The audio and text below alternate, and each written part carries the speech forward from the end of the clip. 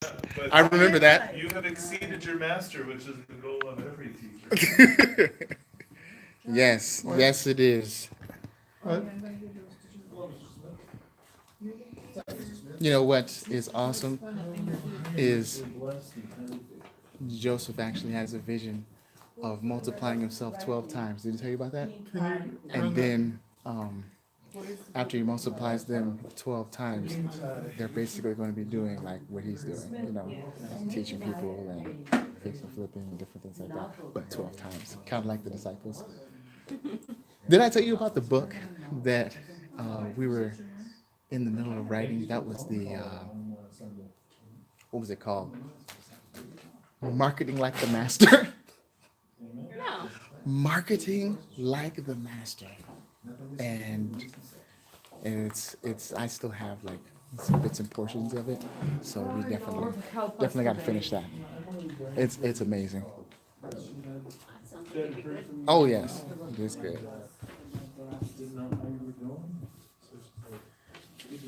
We're waiting for people to come on here.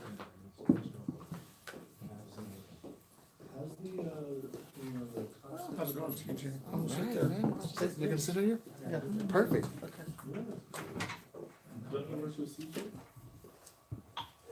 Folks, folks, we are here. We're going to take you through a real deal tour, 7110 Jackson Road, Hereford, Arizona. These are real deals, okay? Real deals.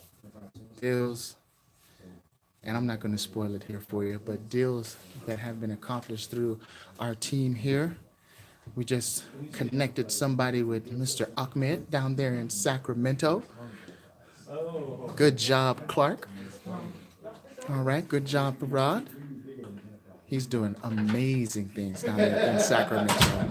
So as we are about to get started here in just a little bit, just wanted to let you know that there are people nationwide that are waiting for you, okay, to get in with them as far as real estate investment education goes. If you're lacking any, they would definitely be glad to help you in that education because that's what we're all about. All right? Absolutely. What class are you taking now? It's going to be, we are going to be introducing the speaker in just a little bit. Okay? Good, congratulations. I think you took the very good decision. Now, It's right there. No, it's right there.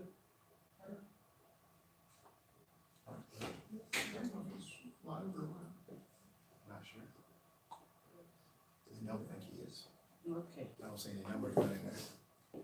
So I'm assuming he is. It is live. Go about this house in Hartford. John. Yes, he is live.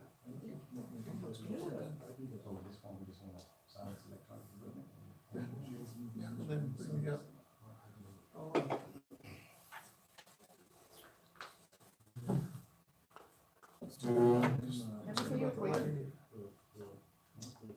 Concerned about the lighting.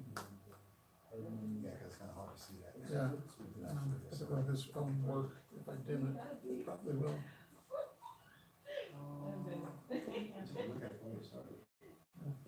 Yeah. So just give him a couple of minutes, let him in.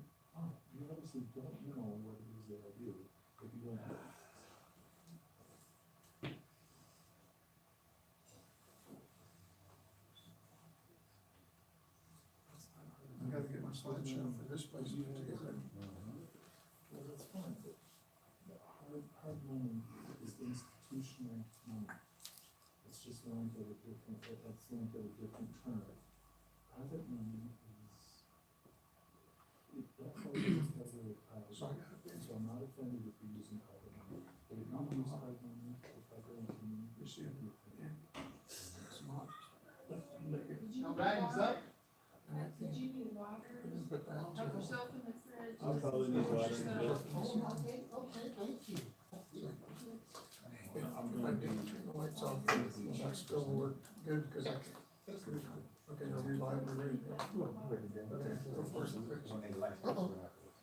I'll do them, I get up there. Hello, everyone. Okay. We are here. We're going to be going ahead and doing a real deal tour here for you, a little bit different. It's awesome. This is going to be awesome. All right, good evening, everybody. I am Fritz Smith. I am one of the co-leaders here with Team Lousdale, which means God First. And I have the distinct honor tonight of bringing up our first presenter, which is going to be an awesome individual. He's taking this actual education to a level that most of us only dream of when it comes down to it. He used to be a guy full-time construction throughout the day, working from early in the morning to late in the afternoon. He and his wife, they utilize this education that we see called Renatus Education and taking it to a position where he is now set free from that 9-to-5 job and does this full-time, making real estate one of the things that his passion come to life and fruition, something we can all aspire to do when it comes down to it. So if you would, join me in a warm round of applause for Mr. John Gill.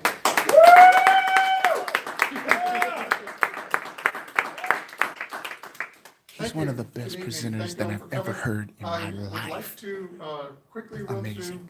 an example of one of our fix and flips tonight to just kind of get our feet wet, get the ball rolling here tonight, and get you ready for the main event. Mr. Joseph Smith, who's going to go through velocity banking with us. So, my wife Karen and I, we joined Renatus about 3 years ago and took our education and began exercising that knowledge. This is our second house that we flipped, and This is going to be amazing. our first house, we used some of our IRA money to leverage that, and that produced, it was on track to produce about $275 that year in the IRA. And we took it in a year. 275. Well, we rented the house, we got the house ready to sell, and then we rented it for about 9 months, and then we sold it, so, but we produced about a $35,000 profit by leveraging that IRA money into that piece of real estate instead of getting our $275. So that was sweet. So then we partnered with a fellow on this one. Let me go through it real quick. Let me see if this helps everybody see the thing better. Perfect. All right. Okay, so this is a house out in Hereford. Okay, what needs done to this house? We'll go through this and see. Well, it needed landscaping. It needed new carpet. The guest bathroom was a mess. The master bathroom was a mess. The kitchen was gone. It had been removed by the previous owner when they foreclosed. It had nothing left. And it needed major repairs, no ceiling fans, it needed paint, a pool restoration, window replacements, needed remodeled dining room, and it had no driveway, and a lot of repairs to do. So it also needed an air conditioner, we felt. It just had a swamp cooler out here in Arizona. So a lot of work on that house. But it was a nice property, good location, it had a view. It was an acre lot. We got the house for cheap. We got it for, I'll show you in a minute. There's pictures of the kitchen Look at that mess. and that's the master shower on the right. It was filthy. Ceiling looked like that all in many places. Picture on the right is the swimming pool. It looks like a swamp in there. It did have snakes in it. A lot of damage to the water heater closet. You guys like that house? That's the hall bathroom, not very attractive. So this is the What's going on, analysis that Sam? we did on this real quick. We were able to pick up this house for $49,000. It's 2,000 square feet on the maker lot with a pool. This is what you look at. The We numbers. estimated $52,000 going into it for rehab costs. It was gonna cost us $4,500 to keep the house running, pay the bills while we rehabbed it. See, the ARV, the after repair value, was estimated in January 2017 at $79,000. So the total investment is going to be $106K. Our estimated profit $73,000. So that's a sweet deal. All our first one we liked, this one we thought pretty good. Even if we go high on the rehab costs, we got a lot of profit built into it, so we went for it. Started relaying a new roof on it, picked out some granite. These are some of the after pictures. We cleared the lot. We never did landscape it, but we paid $1,500 to a landscaping company just to come and tear out and clear the land. It had a lot of big weeds and scrubby trees that needed removed, so we just cleared it. And the swimming pool, you can see how much greatly improved that was. New backyard, we put a little gazebo thing back there. Brand new kitchen, granite. New carpet, new bathroom. The hall bath is major transformation. And actually the whole house, there's the master shower, master Look at bathroom the now. transformation. So these are the actuals, what it ended up at. This is 11 months later. We were able to list that house. The market did really well that year. In this area, $5,000 a month. Remember that, CJ? Yes, that was awesome. $5,000 a month, property values were increasing for the whole year. Yep. So, we went for top of the market, and so we listed it for $245. We sold it in 20 days for $235.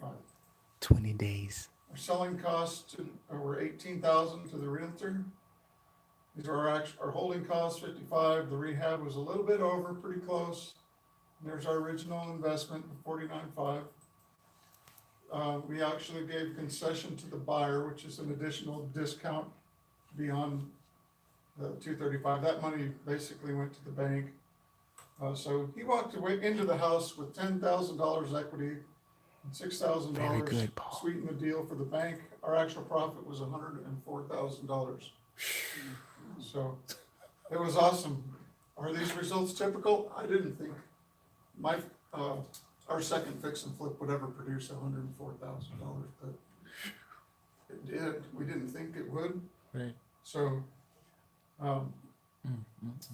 it's awesome. The power of real estate, when you know what to do with it, it's fantastic. So the first number was 73,000. You thought you were going to make on it? Yeah, we thought 73, and that was, we had some safety built into that. We thought we could do worse, but They we did ended up better. doing much better. So anyway, any questions on that deal? Amazing. Yeah, That's it was amazing. great. And How'd you find it? okay, that was what I was hoping somebody would ask that. We actually got that house. We didn't find it. One of the partners in our community, our Renatus community in Sierra Vista, he loves to house hunt. He found it. I helped He him had find it. enough money to buy it. I but he helped him didn't find wanna it. be involved in the Do you need rehab. help? I can So help you find we it. Put together, formed a partnership LLC. He said, I'll buy the house if you do the rehab.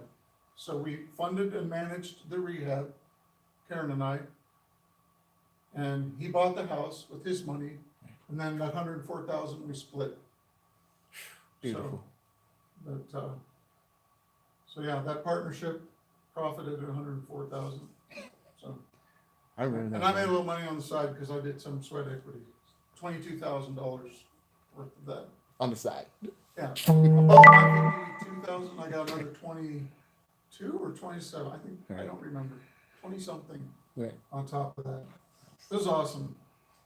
So, just wanted, I got another question. yes, sir. What would you say is the number one thing that went wrong that you learned from on that deal? Here we go. Hmm. Learning. Nothing. He did everything right. Well, the thing that didn't work out the way I'd hoped that it would, if that's as close as I can come to answer the question, was I think I would have taken a little bit closer look at the roof before we got it. I knew it was bad, but I didn't examine it close enough to know it was that bad. We ended up spending a lot more money on the roof. We would have come in under budget had it not been for the roof. So what about you, Karen? Is there anything that you can comment to about that question?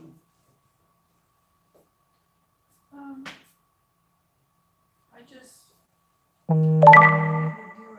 were doing our, gonna do our 1099s different. On it, if we, on subs. This is what you call a Yeah, power we learned a couple. They little, are a power couple, bit folks. about Okay, real estate investors hiring and that know paying what they're subs. doing. On that, we would have done the 1099s a little bit differently. Yeah, so some stuff like that, but as far as He actually property didn't. goes, Yes, he um, did actually do inspection. I think we're good. He's an It worked out inspector real well. as well. Could you repeat the question? Well, you know, when you think of all the things that happen on the project, there's things that go wrong on every project. Yeah. What was the number one But thing I'm going that to ask him for you learned so he can give from more the things that details. went Okay, wrong? Paul? Great question. Yeah. Get good people to help you and make sure that you're set up to pay them in a way that satisfies you and them. We had some issues with our subcontractors on that, Mm. so.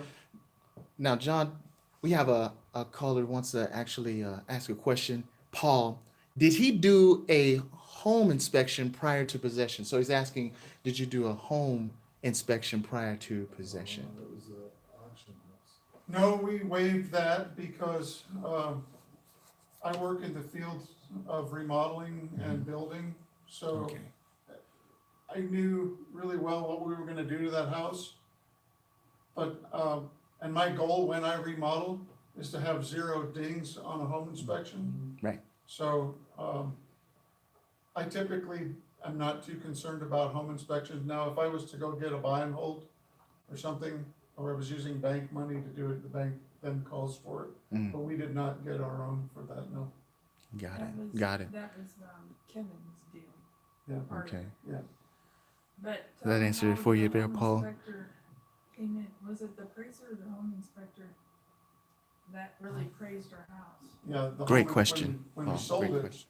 the home inspector came in and according to our realtor, his jaw had hit the floor. And he liked what he saw so much, and inspectors will do that. They'll make a judgment call just by walking in it and say, wow, you know, I'm not gonna have to look very hard at this place because everything looks right. They, you know, because the more they find, the more they look. They look, yeah. Yeah, they just keep digging deeper and deeper once they get that shovel in their hand, so we want to, we want to do a good job. Karen and I, we have a lot of pride in what we do. We want to create a good product to sell. We're not just here to make a quick buck. We like to make a top-notch house, provide a good, new home for somebody, so that's just us, Nice. so. Beautiful. All right? Okay, so let's close this down.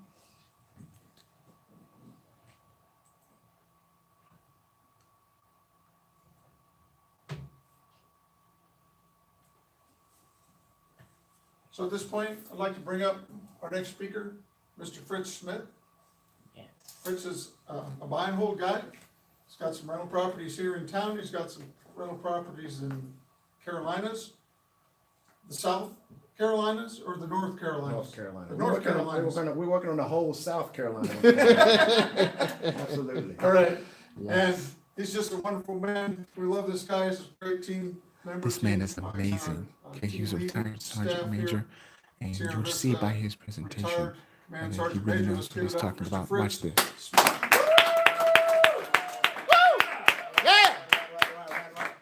Awesome, Yes. awesome presentation by John. Again, what he talked about earlier, these results are not typical. You won't find this just in any old real estate venture when it comes down to it. I love the thing about Renatus is you can take this education and apply this to almost any state, all right? Any state, any city, you can do this. We're here in a little city called Sierra Vista, Arizona, all right? Not very large when it all comes down to it. But you see, this guy just turned, and that was 2019, 2018 we did that particular deal? Okay. Yep. 17. So he went into 2018, all right, collecting a $200,000 check, all right, to start off the year. How would you like to start your year off that way? Hey, that's Pretty awesome. doggone Like, nice. yeah. There are a lot Really of folks nice. that don't even make $200,000 in a year. Yeah, $50,000. If you taking half of that, $50,000 in a year on an actual sale or a deal when it comes out. So for him to go out there and do that, and that was just one deal that he showed you tonight. All right. He's got multiple deals he's already done when it comes down to it. All right. Talked about the properties I got out in North Carolina. So I was the guy who was really I was the pessimist. I'm just telling it like it is. All right. I didn't believe that this would work anywhere when it comes down to it. So I took some of those things we're going to talk about tonight. Our next presenter is going to come up and talk about a thing that I got a hold of called velocity banking. All right. This thing just took my financial IQ to a different level, so that you can go out and find what we call a home equity line of credit, all right, based off of something that you already own. Instead of you going out and taking a different loan for any type of property, all right, you taking the equity that you have in your own home, giving yourself a loan to go out and do more real estate deals, do fixer-uppers when it comes down, or actually go out and pick up any property that you want to go out and do an actual fix and flip with. It's just that easy. So the next presenter coming in tonight, awesome individual. He took this thing from the gridiron of Boise, Idaho when it comes down to it. He was an awesome guy, all right, from college. He went out and became an actual child protective services guy, all right? Again, serving the public when it comes down to it. He served us on the gridiron to give us an entertainment on Saturday mornings, all right, or Saturday afternoons, if you're a football guy, all right, to serving our community and watching out for children, and in most cases, can't even protect themselves, all right? So he's the kind of guy that shows up on your doorstep and probably catching you on your worst day, all right? But he knew that it was something bigger for him out there in life when it comes down to it. And he found this thing called Renatus. And he was able to, again, just like John, break free from that 9-to-5 gig that he had throughout the day to do this full time, all right? So he's got a couple of good things in his tool belt to share with you tonight, all right? Multiple businesses he's already done, multiple deals that he's already done that are already multiplying in the hundreds of thousands of dollars. Ladies and gentlemen, once again, put your hands together for Mr. Joseph Smith.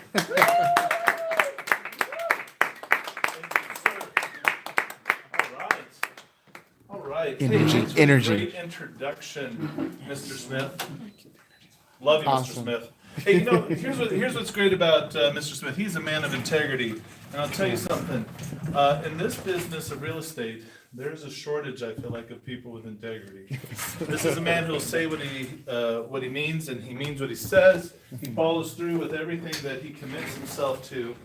And let me tell you something else about him. He's a leader of folks, and has led them many times.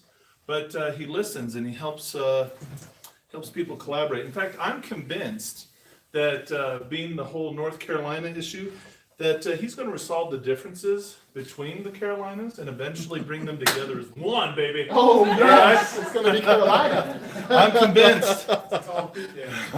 United But the if North and anybody South. can do it, Mr. Fritz Smith can. Yes. Thank you so much for having me out He here. could Sierra unite the Vista. Carolinas. Love you guys so much.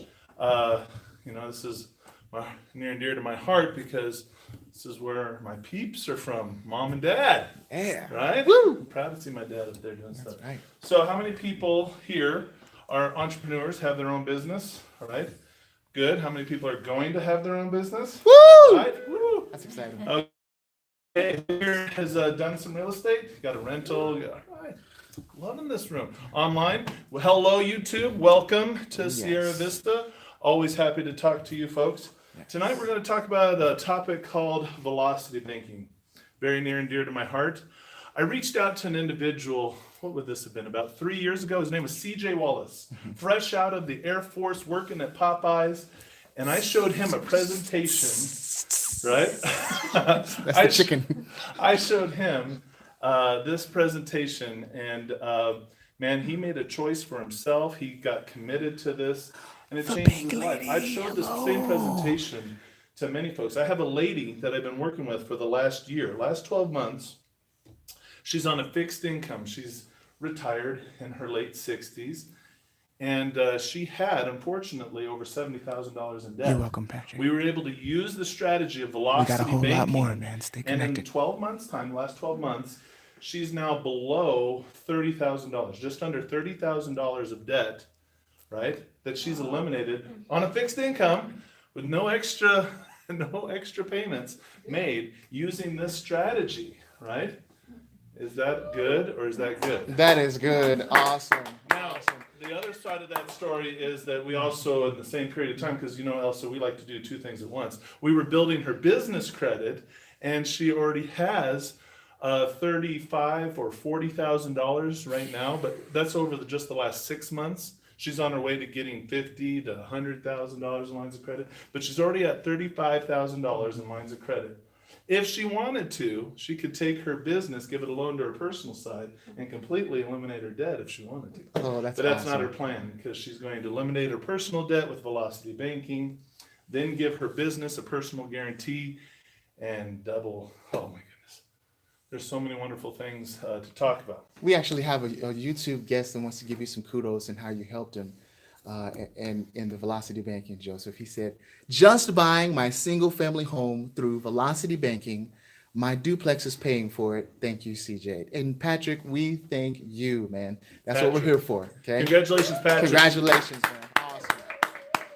So, is this too good to be true? Is this kind of fuzzy math? I don't know. We're going to find out. But I'm here to tell you that this stuff actually works. And having, as Fritz said, I'm former football. And so as former football, what does that mean? It means I've been hit in the head a lot of times. And if I can figure this out, anyway, I can figure this out. Okay, so here's what I'm going to do. I'm going to use a lot of numbers tonight, but where do these numbers come from? Census that we find on the Bureau of Statistics. We're just taking averages, okay? And what we're CreditWiz doing is we're piecing investorpro.org. together an average two-income American household and what their budget and what their finances is and what their debts are, and how could somebody like that implement Velocity Banking. Now take your example or even your example on YouTube, and your numbers might not match what's up here. You might need to scale up, right? Or you might need to scale down, but the principle is going to remain the same. Are you with me? Oh, yeah. All right, let's dive in. Woo! So in the United States, the average two-income American family makes, after taxes, $5,000 per month. Oh, this marker stinks. Which color you need? I got markers also in my bag. Let's see if we got this. This is better. Here we go. Thank you, sir. $5,000 a month. Two incomes pulling in $5,000 a month. That's just an average. All right? So when they get that money, where does it go? Bills. Bills. It goes to paying bills, right? So I get paid. I get my paycheck from my work, and I just go over and say, "Here you go, Bill." Right? What's that? Pretty much is what it feels like, right? No, we typically place our money in one location and then pay our bills from that location. So where do we put our money? Checking account. Yes, we put it into the bank, right? The bank. You know, this little thing with the pillars, you know. I'll share that with you things on the like screen this, here in a little bit. right? We put it into the bank. Now, inside the I'll bank, also place it on we the do some description when things I'm there, done, such Patrick. as Good question, splitting it man. up into checking We'll and get that there for you. savings.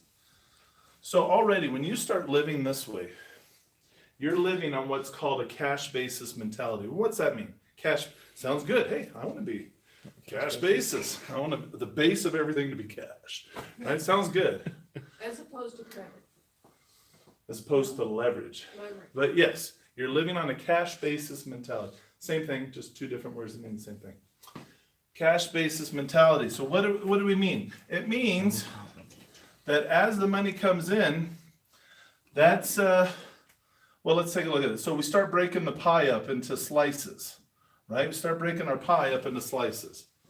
And what's that mean? So this slice right here, right? This is for rent or your mortgage, right? This side right here, this is for auto, right? You might have credit cards. You might have personal Groceries. expenses. There you go. Or we also call them other expenses. Yes. All right. So as you see, we're starting to cut this pie up into many pieces. Cash basis mentality means this segment was for the rent or for the mortgage. And so if that's spent, let's say something happens. What if your car breaks down? Right. And you thought you had a flat tire, but it turns out you got to get all the tires changed. Right? Well, were you preparing for a $1,200 payment this month in addition to your normal expenses? No, No. right? So if you spend $1,200 on that to fix your car, but your rent or your mortgage payment is $1,200, what do? Credit card, Credit card. If you have a credit card, Ooh. what if you don't? savings. You call the bank of mom and dad? Yeah. Right? My mom's shaking her head no. So, okay, cash basis mentality, it's like there's a limit high, and so if you spend this much on something else, there's nothing left to that void, so it might not get paid. If you have credit or you borrow money, then you have to pay that. So we're going to talk about the state of which we live in on a cash basis mentality and how really inefficient it is. And we're going to talk about how to make our money more efficient, right? Nice. More efficient would be faster, hence velocity, right?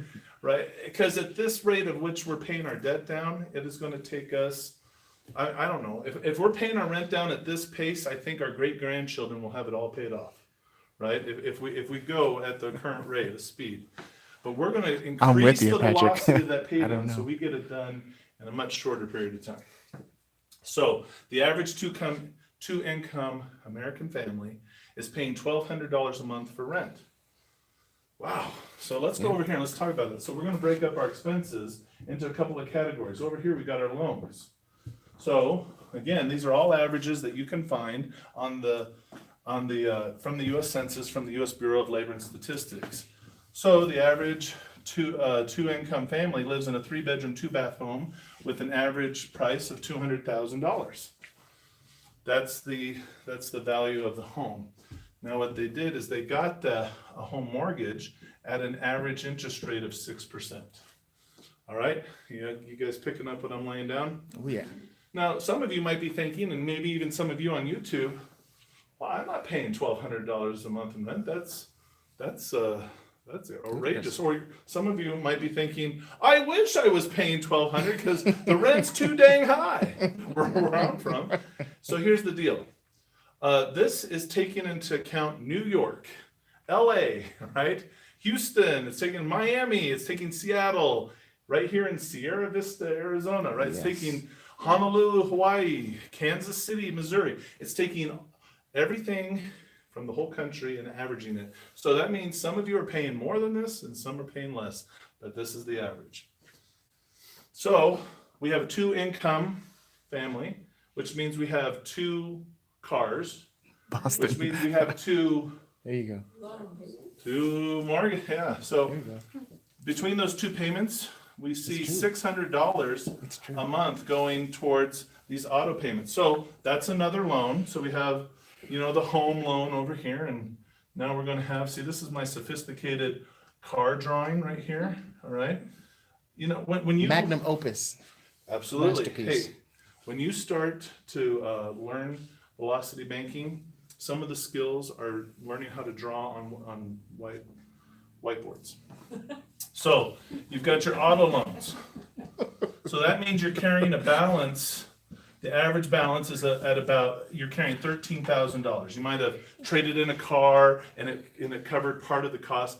See, the average vehicle cost is about $25,000, but you've put some money down towards it, either from a savings account or you put some money from a trade-in or something. But you're typically carrying about a balance of $13,000, again, at about 6%. Now, for how long? Well, this term up here for your mortgage is about 30-year loan. Down here on the auto, 5, 6. I've heard of sometimes it being 7 years. All right, so you got those loans. Now down here, credit cards. This shocked me. $600 a month is paying for our credit cards. On Credit average, cards. folks. And Look at that. Some Look at people say, what? What's going on with that? Well, let's talk. That's a different bank product. So we're going to put over here lines. Lines are different than loans. So over here on the lines, the average 2-income family has about a $15,000 limit. Someone like, I wish I had $15,000 limit, right? But we're talking about, your regular credit cards. We're talking about store cards. We're talking about overdraft accounts. Some of these are tied to money market accounts. So again, all of these combined make up your total credit portfolio, right? Some people use all of it, some people don't use as much of it. Some people have open lines of credit that don't even remember existed, right? Oh, I forgot I opened that JCPenney card or that Sears card, but then, hey, they went out of business, so it doesn't matter. Right? So we have a $15,000 limit, but here's the deal. Here's what Americans are doing. They are carrying a $12,000 debt. This is how much is being used. This is the balance. $12,000. Now get this. That wasn't shocking enough. They're carrying this at a 21% annual percentage rate. That's the interest. 21%. So over here we have 6% on home loans, 6% on. Some people have this, but then with interest rates at low, all-time low, people have lower than this, 4 or 5%, right? Over here, not everybody has 21%. Some people have 10, 12%. Other people have 35. I've seen as high as 35%. So again, just averages people have. Down here, other expense.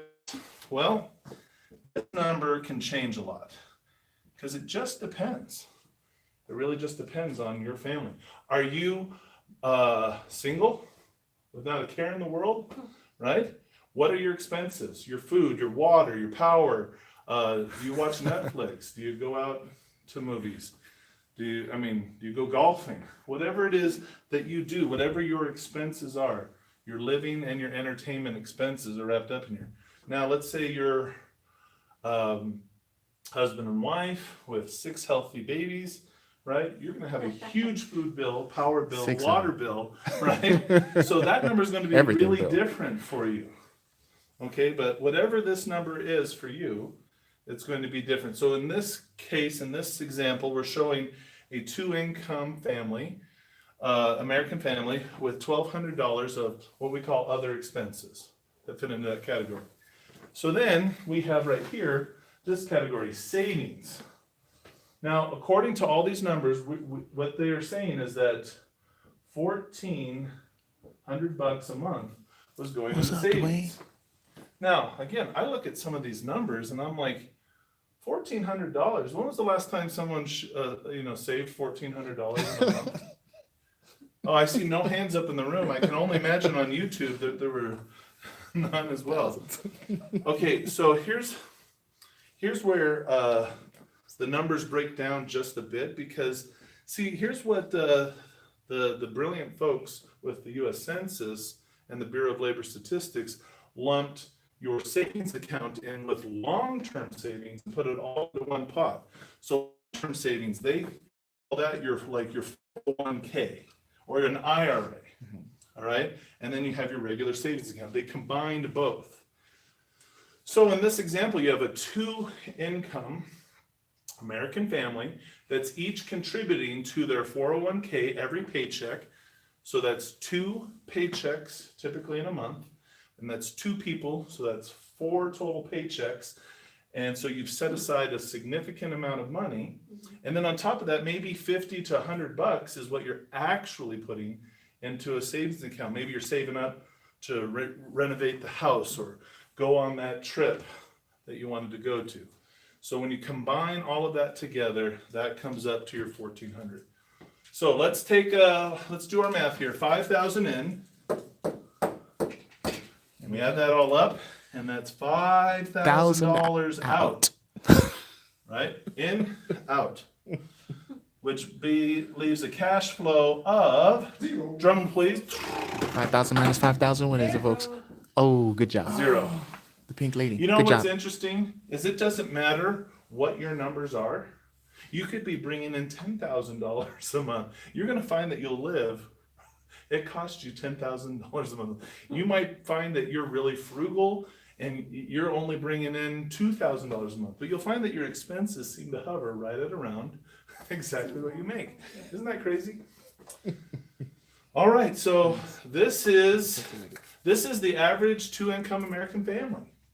Now, if you look at that, we're looking at all these numbers, but let's just take the whole fact that this is a family out of the equation just for a moment. Imagine that this was a real estate deal. All right, here we go. Mr. C.J. Wallace, Yes. I have got an amazing deal for you. I've got this property that I want you to buy. It brings in $5,000 a month. Okay.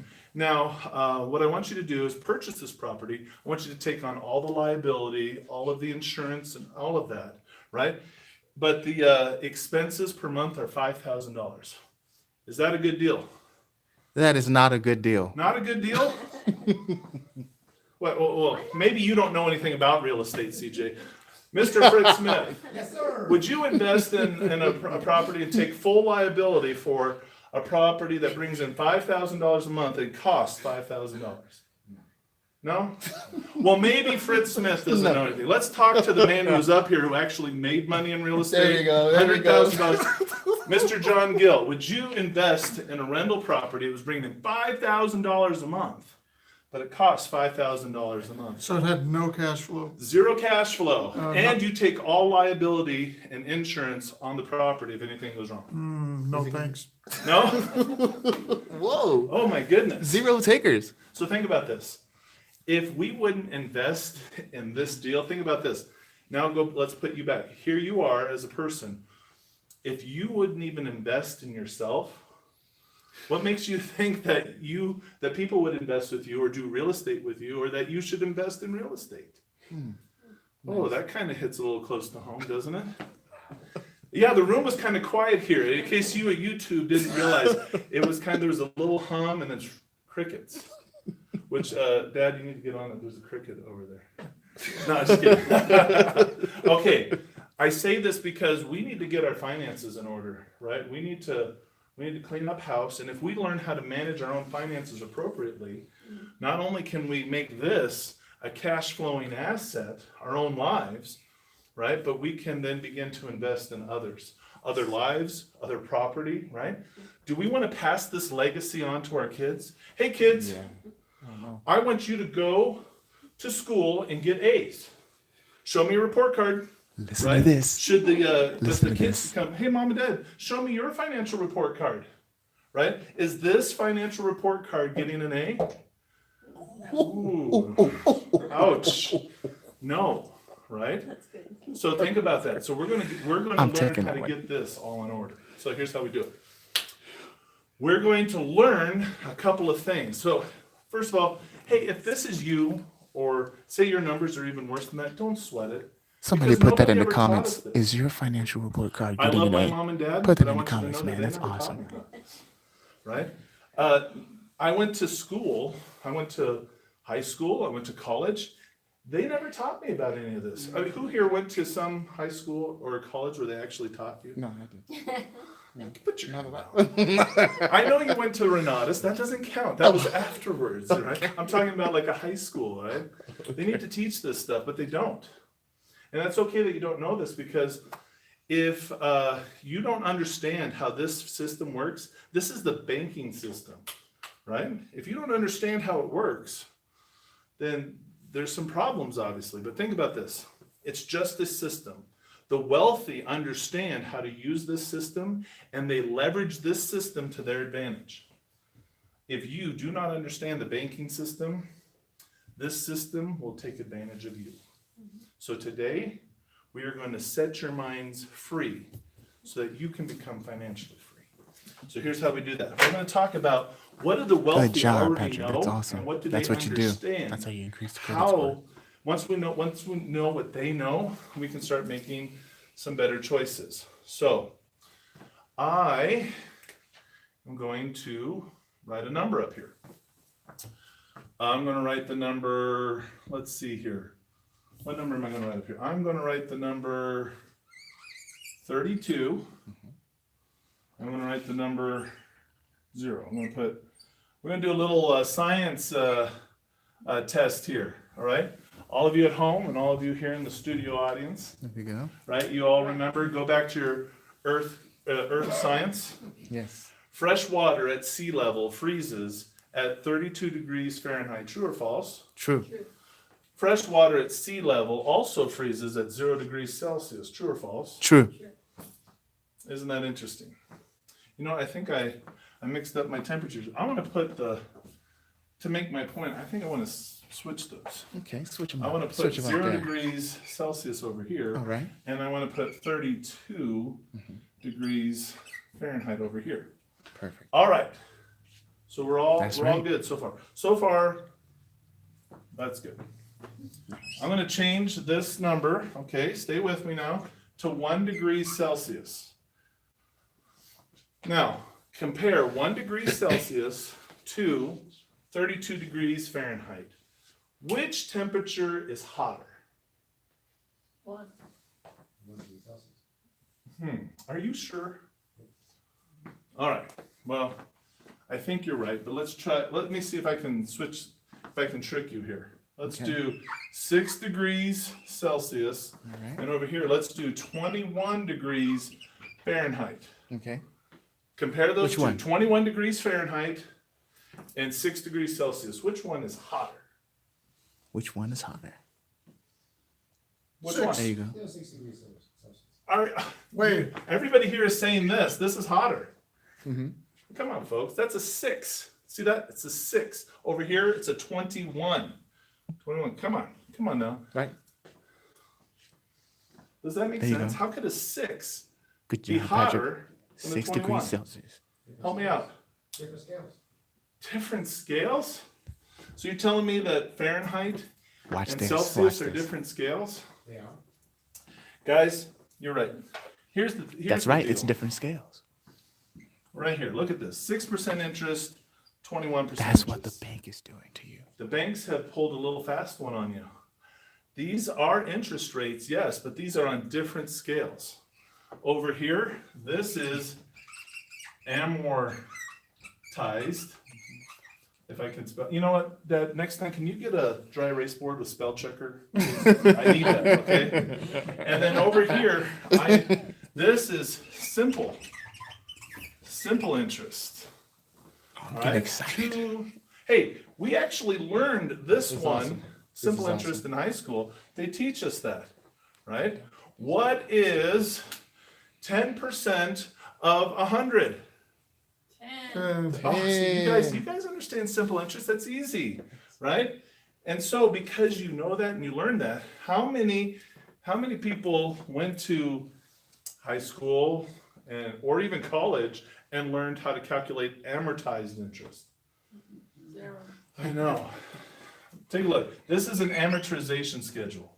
I want you to know right off the bat that this is evil and of the devil. And so if those of you with read constitutions, divert your eyes. Okay? If you haven't seen this, it's terrible, right? So we're talking about a $1,200 a month payment. $1,200 a month payment, right? That you're paying on this mortgage. Watch this. Of this, $950 of that is going just to the interest. Well, down here, $250, right? It's going to the principal. The interest is I can get you that, Paul. front loaded. You want that? Okay, so I mean, I will freely admit I am not that great at math. Why people have given me in the last year $700,000 to use to invest when I don't have great math skills is beyond me. But here's the deal. I look at $950 of interest and I look at a $1,200 payment, and then you tell me it's 6%. I'm sorry, that doesn't quite add up. Nope. But you know what? Let's just go with it because you know I make mistakes. Everybody makes mistakes. Here, let's get this little rinky-dink car out of here for a moment. Okay, so let's say we're going to give the bank the benefit of the doubt. We got 48 months that we're going to go ahead and pay this $1,200 a month to, right? Every month, right? 48 months. Why is that significant? How many years is that? 4. 4 years. What typically happens at the 5-year mark, folks? Refi.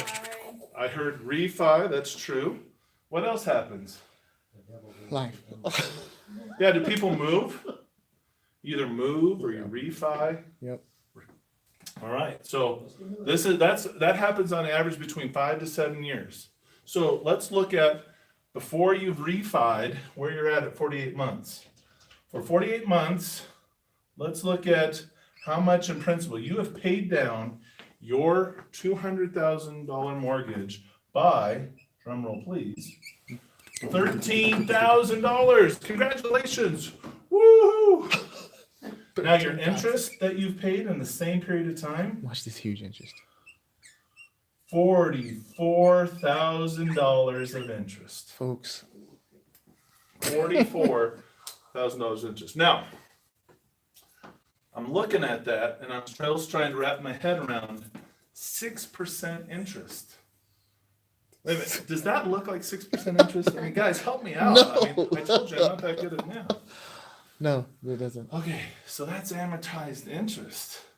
But I mean, hey, when they made this, all right, I'm gonna set that aside. It's just so I come over here. Here's the simple interest. All right, now when we think about simple interest in credit cards, everything that we know about banking. Let me back up. Everything we know about banking was taught to us by who? The banks. The banks or mom and dad. And where did mom and dad learn it from? The banks. The banks. So either way, everything that you know about banking comes from the banks. Now, banks and financial institutions will want you to get credit cards only for what? Here's a credit card. Don't use it. It's only for what? Emergencies. Emergencies. See? You guys have been trained so well. All right. But if you really need money, go get a loan, right? That's what you've been trained to do. Yeah. Because, man, you got to be careful with a credit card. They'll tell you, look, it's 21% interest. You don't pay it, you could get sent to collections. They could garnish your wages. It would ruin your credit score. It would be terrible. So don't use that. It's like playing with fire. You're going to get burned. Exactly. So we stay away from that. But let me tell you something. Credit. Who here? Yes. You know, I mean, you got people online. You got people in the audience. Who here says credit's bad? All credit, bad. Credit's bad. Who juicy. says credit's bad? Staying away from that, You better not say credit's bad. right? Because that's what they tell you. All right, think about this. Here's how the bank operates. You run into a situation I talked about earlier where your tire went flat, and then it turns out that you got to replace all your tires, and you got to pay $1,200, but you don't have that. But you're like, wait a minute, Yes. I got the credit Credit card. is great. So you're like, okay, it's for emergencies, but hey, if I can't get to work, is that an emergency? That's an emergency. All right, so I swipe the card for the emergency. Whew. All right, but then I got to start picking up my credit card payments going up, and well, now I'm kind of running behind. Have you ever felt like this month I got these bills, and what bills next month can I float because I just picked up this one? Maybe I could push that to next week, and you get behind, and then you're like, well, I'm going to use the credit card again. I've That's got right. to just try need to more. catch up. So I'm going to swipe that for some groceries, right? And then, you know, it's just you still can't get ahead, and you're like, well, we need to go to the store, and we've got to buy some stuff to fix up the house. And then you're like, you know what? I've been working so hard. I deserve a big screen TV, so go ahead and get that too, right? And before you know it, you're at this $12,000 balance. You know, let's go back in time when maybe if I just had to spend like $200 on a tire, right? With this budget, could I find somewhere to find the money to pay off $200? If I swipe my card, maybe we cut back a little bit, eat beans and rice or something. I pay that off, no problem. Now, if I swipe the card for $200 and I pay it off that much that month, how much money did the bank make off of me this month? If I swipe the card for $200 and then I pay it off same month, how much? Nothing. Zero. Well, the bank doesn't want that, do they? No. So in this example, as we have racked up $12,000 on this card, can I pay $12,000 off this month, especially if I'm only bringing in $5,000? So what do I have to do? Pay the interest. Right. Am I going to make huge payments, or am I going to try and get the smallest itty bitty payment that I can make? Smallest one. Right. So I'm going to stretch out as long as I can. And I'm going to make these small little bits of payment. I'm going to make this interest payment, this minimum payment. Yes. And every month, what's the bank making off of me? 21%. which is right where they want you, because you just saved it for emergencies. Now, I think about that for a moment. Now, over here, we're gonna pay, this is a 30-year mortgage, right? And it says 6%, but I don't believe that. And then you got a 5-7 year auto loan that you're paying on over here. And then this $12,000 limit, how long is it gonna take us to pay that off?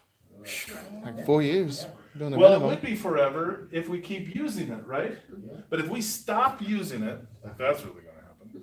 But if we stopped using it and just made the minimum payments, how long would it take? 20 years. 7 to 10 years. Wow. Wow. 7 to 10 years, 7 and you to can 10 pay that years. off. Because it depends on how they calculate interest. Got to read that fine print. And don't forget, they always change it on you every quarter. You got to, oh, they just sent me a new email changing the fine print. Yeah. The large print giveth, the small print taketh away. Amen. Couldn't have said it better. He said, the large print giveth, and the small print taketh away. That's actually in the Bible. No, it's not, but it sounds like it's in the Bible. It's in the financial Bible. Book of Fritz. All right. Book of Fritz, chapter 1. All right. So here we've looked at a couple, again, we're trying to figure out what is it that the wealthy folks know and understand, right? They understand. So amortized interest, what's else about this? It's one directional, right? I borrow the $200,000 all up front, I give it to the bank, and I get my house. And then every month I'm making my $1,200 payment, and then boom, flat happens, and I gotta get all tires replaced, and I'm like, hey, bank, I just made that $1,200 payment, but I've got to pay for some of these tires. Can I get 600 of that back to pay for that? And the bank says, No soup for you. no soup for you. What are you talking about? Hey, I'm making these payments every month. What am I getting out of that? You're getting equity. Try paying for food with equity. Go to the grocery store and say, I'd like to get this loaf of bread, and I've got $13,000 of equity in my house. I'm buying you dollars. Right. So over here with the line of credit, it's a revolving line of credit. Revolving. Right, I draw the arrow this way, but I mean, I actually could draw it this way too, couldn't I? Yep. Right, I rack it up and I can pay it down. I can rack it back up, I can pay it down. That's right. That's right. So with that being said, It's so beautiful. if I make the $600 minimum payment on the credit card and 21% goes to interest, that means 79% of that $600 went to paying down the principal. That's Good over grief. $400. Does somebody need to hear this or what? All right, that means if I Share make this just with the your minimum friends. payment and then Share I it with needed your to family. go buy a tank of gas, could I do that? Could I go to the grocery store and get that loaf of bread? Yes. Right, as long as I made the minimum payment. So, we're looking at loans, we're seeing that they're amortized, and that they're one directional. Right? Why would anybody do this? Right. Because, hey, it's Brainwashed. 6%. It's That's 6%. perfect. Yeah. It's 6%. Hey, let me ask you a That's question, right. going back That's to right. this temperature stuff. Hey, do they have somewhere in science a formula to convert from Celsius into Fahrenheit? Yes. There's a formula. We could actually calculate that, right? Yeah. Is there a formula that helps us calculate from amortized interest into simple, or vice versa, from simple to amortized? Could we calculate that? Yes. It's not a perfect science, but let me show you how it works. I'm going to give you the formula. You ready? Are you ready at home? You're taking you ready? notes.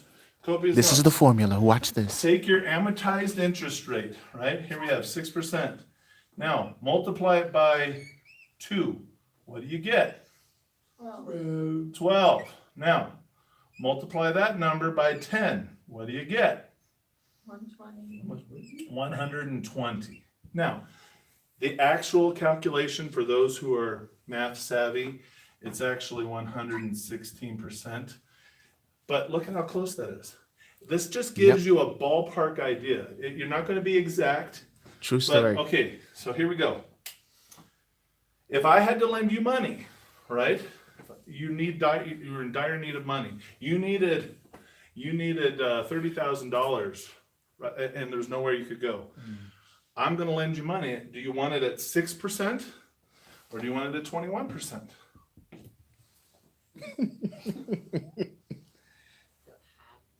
Do you want it at 6% amortized where you 6% pay or me 21? 116% interest? Or do you want it at 21% simple interest? 21. Now imagine if the bank came to you and said, hey, congratulations, you just qualified for this $200,000 house. Hey, I'd like to congratulate you. You got that at 116% interest. Congratulations. So the bank's like, no one's gonna go for that.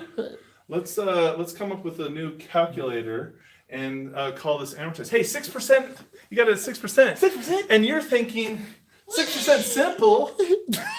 Yeah. It's simple, all right. That sounds good to me. You're the simple. But think about that. So, okay. What are we trying to learn here? I don't have my green. Does your Wow. green work? Now, Find out. if you only learn one thing from today, it is that Joey is awesome. But if you learn a second thing from today, all right, it's that E stands for employees, right? Employees, what do? Work. They use the, yes, they Someone work, else. the W-2, but they use their cash Uh-huh. as their currency. Yes. Think about that. Living on a money basis, a cash basis mentality. Money comes in, and I use that money, and I go buy stuff. Now, 3.99. W Yes. is for the wealthy. What do the wealthy do? They use leverage as their currency. What's that mean? Leverage. Leverage, lending, credit. They use lines of credit as their currency. So they pay things with their currency. Think about this. And they use, so the wealthy, or stay here with the wealthy, they use their cash as velocity. All right? So, all of you were following along. You were like, okay, cash is currency. Oh, I get that. Leverage is currency. Okay, I think I see that. And then I said, cash is velocity. And you went, what do you mean? Well, if I can leverage, if I can use other people's money as my currency to pay for things, then I can take my cash, I'm free to use my cash to pay down my debts. Think about that. That's right. So my cash that comes in can pay off all my debts, while at the same time, I live and work and do everything off of other people's money. That's the principle behind velocity banking. Nice. All right, so that's a bit of wisdom for today. Now that we've showed you, we talked about that, how do we do it? Right? This is how we do it. How do we do it? Well, here's what we do. We're going to take this money right here. Here's the secret, right? Buckle up, okay?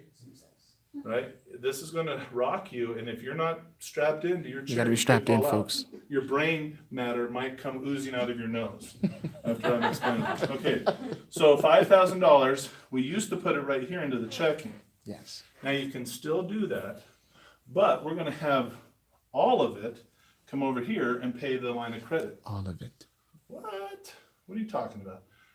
Right? First time I saw that, someone said, you take all your money and you're going to put it right over here. Put all 5,000 onto your credit card. I was like, are you crazy? How am I going to pay for my mortgage, my car, food? All right? Well, let's look at that. Let's come over here. All right? I'm going to make a little chart here, and let's say here's my limit. I have a $15,000 limit. And let's say I'm down here and I'm carrying my $12,000 balance. Okay. So what am I going to do? I'm going to take $5,000 comes in, right, for the month. And I'm going to pay this right on my line of credit. So what happens to my balance? Goes down. Goes down to what? 7. $7,000. Wow. Right. So, and then if I don't make some adjustments here, then I have to spend $5,000. But if we're going to make this work, so if I put $5,000 right here on this line of credit, do I now Nice, have to Paul. pay the minimum monthly payment anymore. 3.35. I've paid more than the minimum. I don't have to budget for that anymore. Right? That's a hard thing to wrap your head around. Like, no, wait a minute, I got a budget for this. Not anymore. You're putting $5,000. They don't care about the minimum anymore. Now, over here, this 1,400 in savings. We're not gonna save anymore. Sound good to everybody? We don't need savings. Rainy day funds, they're out of here. You know anybody got wealthy by accumulation? Oh, yeah. My mom asked, how many people do you know who saved their way to wealth? Ooh, that's a good question. Well, think about this. The money that you're putting into 401ks, where does that money go? Stock market. Stock market. So 100%. there's some broker in Wall Street making you broker. But right? Yeah, who there hasn't heard that joke, right? Okay, no, but back in 2008, if you gotta remember, 401ks did this overnight. They became 101ks, right?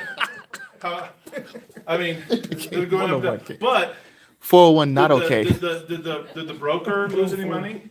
Well, what's they're incentivized to make sure that you make money, right? Or do they make money regardless if you make money? Because they make money off of each transaction. Yeah, Exactly. regardless. Okay, wait a minute. So those are the people that are in charge. So wait a minute. This is crazy. What about a savings account? At least a savings account would be smart, right? Because what's the interest rate there they're paying these days? 0.0.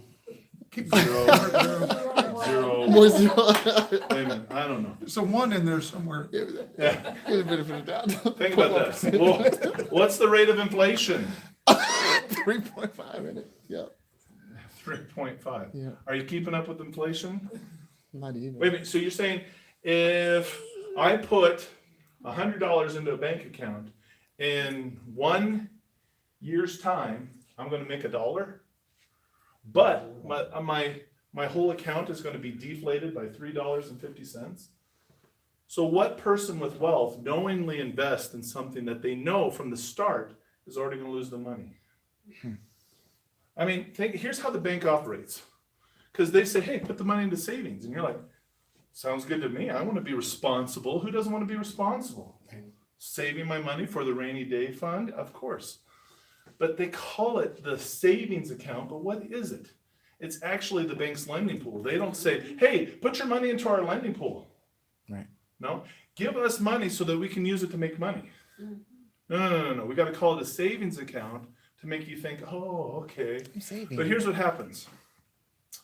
Here's CJ, he needs himself a new car. That's okay. He needs some money. He's got some money in savings. You're not going to use that money. No. You gave us money, and you gave us money, and you gave us money, and you gave us money, and you gave us money. So we all have this money, and here's what I'm going to do. You gave us money, but I'm going to take your money that you gave me. I'm going to lend it back to you, right? You're going to pay me 6%, and I'll pay you back less than 1%. Think of it. Isn't that who here wants to be a bank now? Isn't that a great business model? You give me your money, and I'll let you have it back at a higher interest rate. Is that great? I really want to be a bank. That's legal. You can do that. You can take somebody's money and then give it back to them and charge them to use their own money. That's cool. Excellent. I want to be a bank. I mean, it's and then think about this. You give in your 401k, you give your broker money to go buy your stocks, and he charges you fees. And there's all these different, there's so many different fees, transaction fees, daily fees, what all these things are. But they make money and they go play, right? And their hedge fund or their brokerage makes a whole bunch of money. Woo, having fun. And then you watch your what is it you're making in the stock market? Somewhere around 1 to 3%, maybe? But they're talking about, oh, yeah, but the stock market goes up, and it goes up, and it goes up. Yeah, but it comes down too, Yes. a lot. And somehow, here you are looking at your money growing at 1 to 3%. Okay, so look at all that. Is that keeping up with inflation? Inflation's at Hey, Paul, where you at? 3.5%. Yeah, it's not keeping up. So, okay, let's ask for a minute. We're talking about this and it seems like we're all over the place, but it always comes back to what are the wealthy doing? Are the wealthy putting their money into 401ks? No. Are the wealthy putting their money into savings account? No. What is the 99% of everybody else doing? Putting their money 401k. into 401ks and 401 savings ks. account? Maybe we should do what the wealthy are doing. Maybe the wealthy aren't putting their money here because they know they're already losing. The wealthy want to put their money into something called a self-directed IRA, right? The wealthy want to invest in assets that pay them more than what it costs them to buy. I mean, that seems to make sense. But all of us, we feed the beast. Here, bank, here, investment company, make all this money off of me. So here's the point. You guys don't look like chumps. I can't see you on Patrick, YouTube, that's awesome. but you guys don't look like chumps either, No. right? You don't need to be given the bank or brokers your $1,400 a month to invest. You're smarter than that. You can make better decisions with that money. I'm convinced of it. And if you don't think you can, get educated with us, and I know you will. Yes. So now we don't have to budget any more money for the savings account. So now when we take $1,400 and $600, we don't have to calculate that into our expenses anymore. Now we have $5,000 going in and $3,000 going out. That's cool. Patrick, that's exciting. Here's what that man. looks like. You're gonna chunk again. $5,000 paid Keep down me this line of updated. credit, and only $3,000 was used for our expenses. Think about that again. Remember, we're back over here. $12,000 was our balance. We took all $5,000 of this and we put it right on the line of credit. So this paid down the $12,000 amount to what? 7. $7,000. But we have $3,000 still of expenses. We got to pay the mortgage. We got to pay the cars. We got to still pay for our, our other expenses because got to have Netflix, Oh, yeah. right? So Game of Thrones, baby. Game of Thrones. That's what I'm talking about. That's what it all comes down to. I invest in real estate so that I have time to watch Game of Thrones. I don't even know what that is, but I know it's popular. Right. All right. So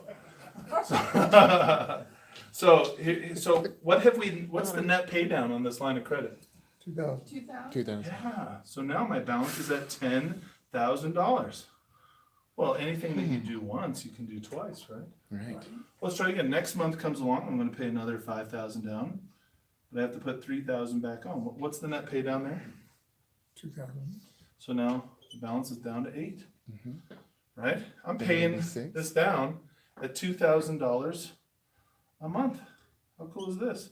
Then we're at Super cool. 6K, right? Then we're at 4K, right? And then we're at 2K. And then what happens in the 6th month? 0, okay? You mean, wait, whoa. That looks weird. We said it was going to take us forever to pay off this line of credit. And now I just paid off a $12,000 line of credit in 6 months.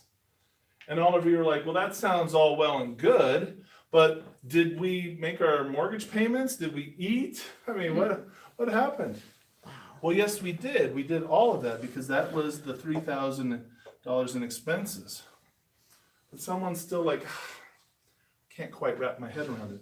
Well, let me tell you that we have the bank account here because it's a checking and a savings account. The line of credit now works the same way. So our available balance is right up here. This area of the credit card is our available balance.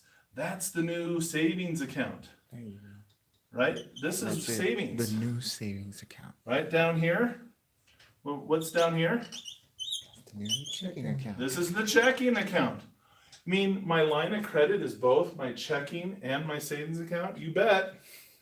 Because what happens in my line of credit? Here I am, I'm working on it, and then God forbid, my son climbing the tree that he always does, falls out, breaks his arm, got to rush him in an ambulance to the hospital, we got this whole bill, it cost me $2,000. Well, can I pay that $2,000 bill here? Yep. Sure can, using my line of credit, and then we just continue on. And so instead of me paying off all this line of credit in 6 months, it now took 7. Right? But someone will say, wait a minute, I can't Amazing. pay my mortgage with a credit card. No problem. We'll just leave the 5,000 minus the 1,200 in the bank account, and then you pay off the rest. Or you can get a credit card attached to your checking account with overdraft protection. Right? Anybody see where I'm going with this? Oh, yes. So what if there's no money in the bank account and I still write a check for $1,200? Where's that money going to go? Credit card paid. Yeah. Oh, but wait a minute. Did I just pay my mortgage with a credit card? Wow. Just an option. Gray Something matter to consider. everywhere. So, there's a couple rules we have to follow. First of all, we only use this line of credit for what? Emergencies. Number 2, for debt pay down. And number 3, for assets. Yes. All right, folks, time to get serious. Here we go. I'm gonna break into. You guys are worth it, man. We're breaking into the new markers because these markers are killing me. Yeah, right. Yeah. Yes. You guys who are in the splash zone here, be careful. All right. Awesome. So, assets. Oh, love it. So, here's why we have rules. Because in America, what do we want to do once we've paid off our credit Paul, card? that's beautiful. You can definitely do that. Spend it! Right? Hey, time to go to Vegas, baby. Right? Time to go on that vacation.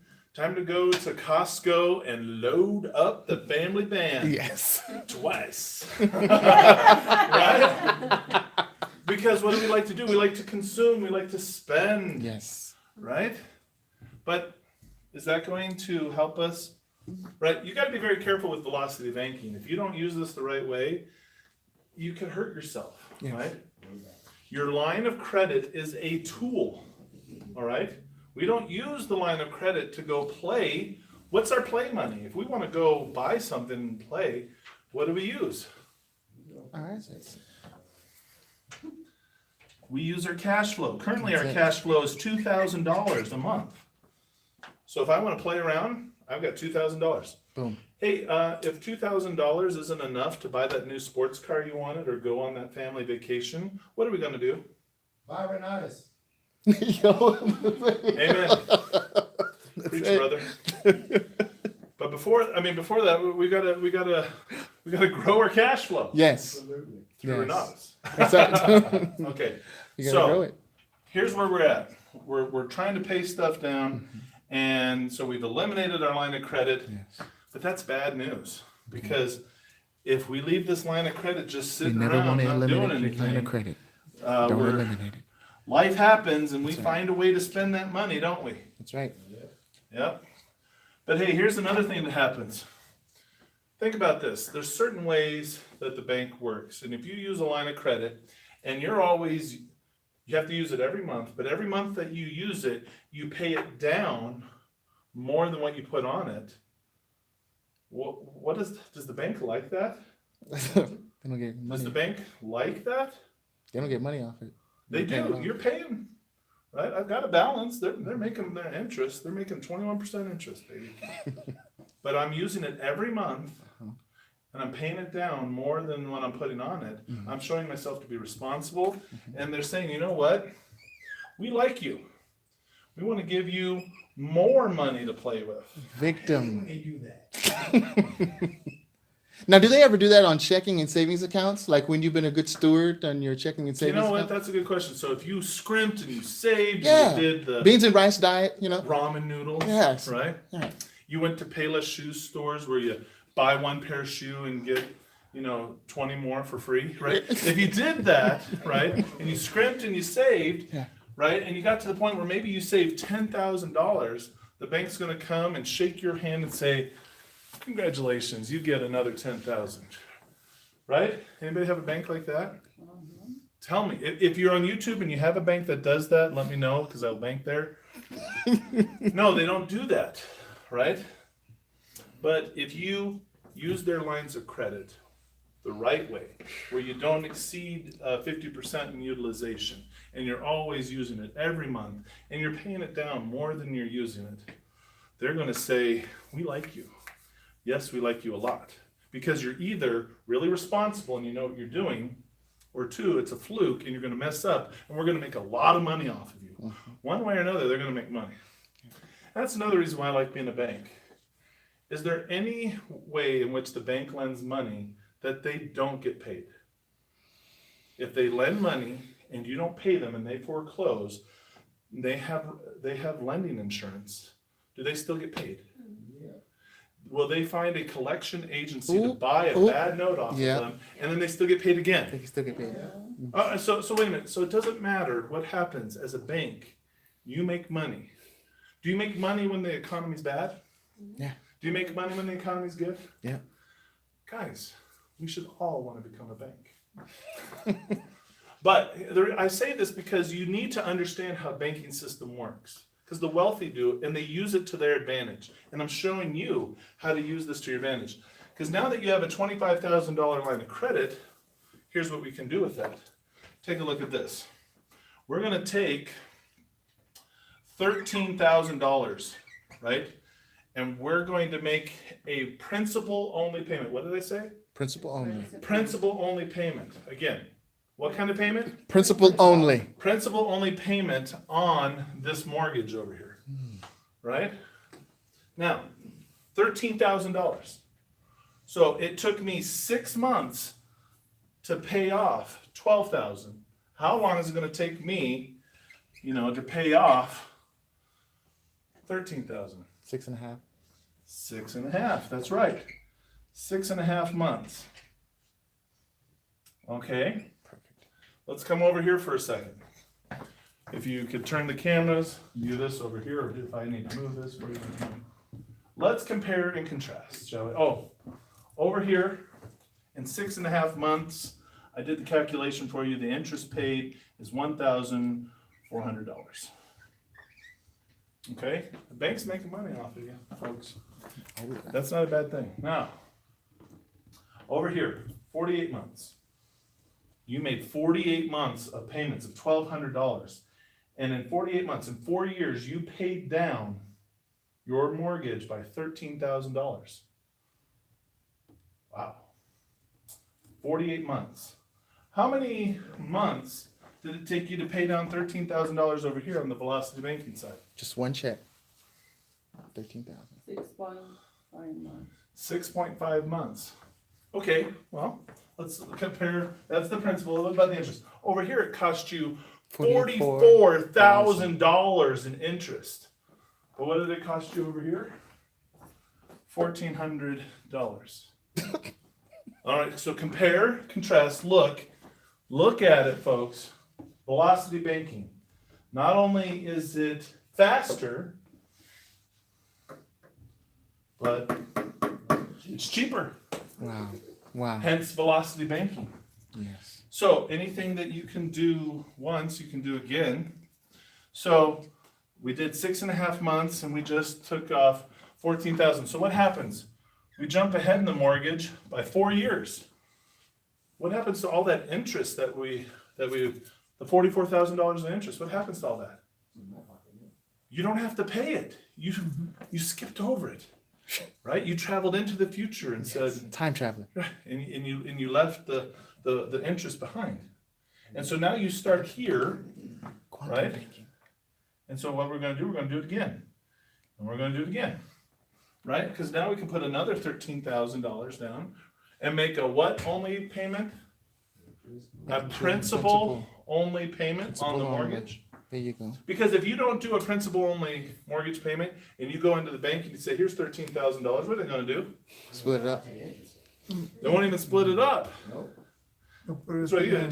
It just goes straight to your interest. Come on, think about that. Is it in the bank's best I didn't interest even do to that. put that $13K towards your principal? Wow.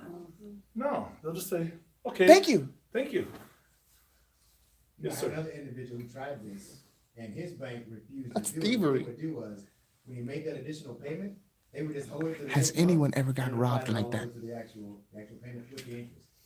Right. He was never getting ahead. Right, so you have to be very, very specific when you pay this. Can't do it online, Exactly. can't just mail it in. Maybe gotta you would have show to up ask in the person. credit And is it consolidation the teller folks that'll do if it? they accept Teller those doesn't know. payments. They're gonna say, oh, Even yeah, if yeah, not, I'll do that. you can connect Principal your only, and credit they don't card do it. with No, your you need to checking go all the way to account the bank manager, and write a who check still that doesn't way. know, But you'd have to and consult then with them. have them call the Okay? district manager, who might Great know question. at that point. And then, Well, they have programs called the Equity Enhancement Program, where you pay a fee to get into the Equity Enhancement Program, which means you're still losing twice. it is possible, unless you sign something in your original loan payment that said that you can't. But your average standard amortized interest loan will allow you to make principal payments. But the amount of hoops that you have to jump through to get there can be quite daunting, because people don't do this. And so when you show up and the bank teller is like, wait, $13,000. And they think, well, that's good, because now you won't have to make payments for the next so many months, right? So they think that's good. And you're like, no.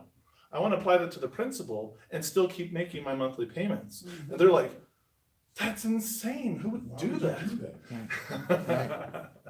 Right. But you're like, no, because I'm interested in paying this off. So if I paid off 13,000 in 6.5 months, and I do it again, and I do it again, and I do it again, depending on where we start. If we started this right off the bat with a $200,000 loan, we have this paid off in 11 years, folks. A 30-year mortgage paid off in 11 years. Now, if we've already been into this mortgage for 5, maybe, usually 5 to 7 years, instead of refinancing, folks, why don't we do velocity banking? And then you'll find that even though you've made a little bit of progress there, it shaves off the time to where if you've just been in your property for 5 years, and then we can get your mortgage paid off in 5 to 7 years, right? That's how fast velocity banking can be. It just depends on our starting point, but it's paying off in 1/3 of the time. And over the course of the loan, how much interest are you saving? I think it's somewhere like around $105,000 in interest Saved. saved. What did Benjamin Franklin say? $105,000 saved is $105,000 earned, right? That's all right, man. I'm not sure if he quite said That's a that, but direct quote. something like that. Guys, take a look at that. That's velocity banking. But what about our auto payment? Because it took 5 to 7 years. We probably have paid off this auto loan, but maybe in 5 to 7 years we need another car. What if we need $25,000, brand new car, or get 2 used cars? Well, how long is it going to take me to pay off $13,000 for an auto loan Not long with at all. velocity banking right here? Not long at all. 5 months. 6.5 months. But guess what? When I eliminate the mortgage, check this out. I don't have to make that mortgage payment anymore. Where does cash flow What does that go? do to my cash flow? Increases. My cash flow goes up to 4,000. No, that's That's the expenses right there. down here. 4,000. $4,200, right? Mhm. And so this is at what are we at? We're at 3,000. $1,800 in expenses. But then we knock that out, and then we're at $4,800 in cash flow. Now notice So the this. cash Take a flow's look at going that. up. 3,000. No, I don't have an auto payment, a rent payment. I don't have credit card payments. All I have is this. Yeah, that would make it 3,800. Who's doing the math around here, Dad? Can we get a We got calculator this. attached, We with a got this. spell checker Yeah. to the whiteboard, please? Please. Hey, I already told you I'm not good at math, all right? I just understand velocity banking. Yes. Yes. It's up to you to do your own due diligence and get a CPA or a calculator and Yes. double check my numbers. All right? Okay, with that being said, So you have $3,800 in cash flow. Yes. Thank you. All right. So, but notice this right here. During this whole time we were doing velocity banking, did we have to get an extra job? Did we have to work overtime? We didn't have to do any of that. Did we have to cut back to the beans and rice diet and scrimp and save and really deny our family? No, kids, we can't go out to the movies. You can't I get know new you want to shoes. see that new Avengers movie, but I'm sorry, we can't. Right? You want that new pair of shoes? We can't get it either. Right? We're only buying you stuff at Goodwill and only when they have a sale. When they have a sale. Right? We don't have to do that. Right? Because here's what I'm saying. Here's the point is when you do velocity banking and you do it the right way, you don't have to make extra payments. Right? Some people will say, "Hey, I'll make extra payments, right, on my mortgage." Right? Has anybody heard of that? Make I'll throw more money payments? away. If you make double payments on your mortgage, on a 30-year mortgage from the start, you will pay off a 30-year mortgage in 19 years, making double payments.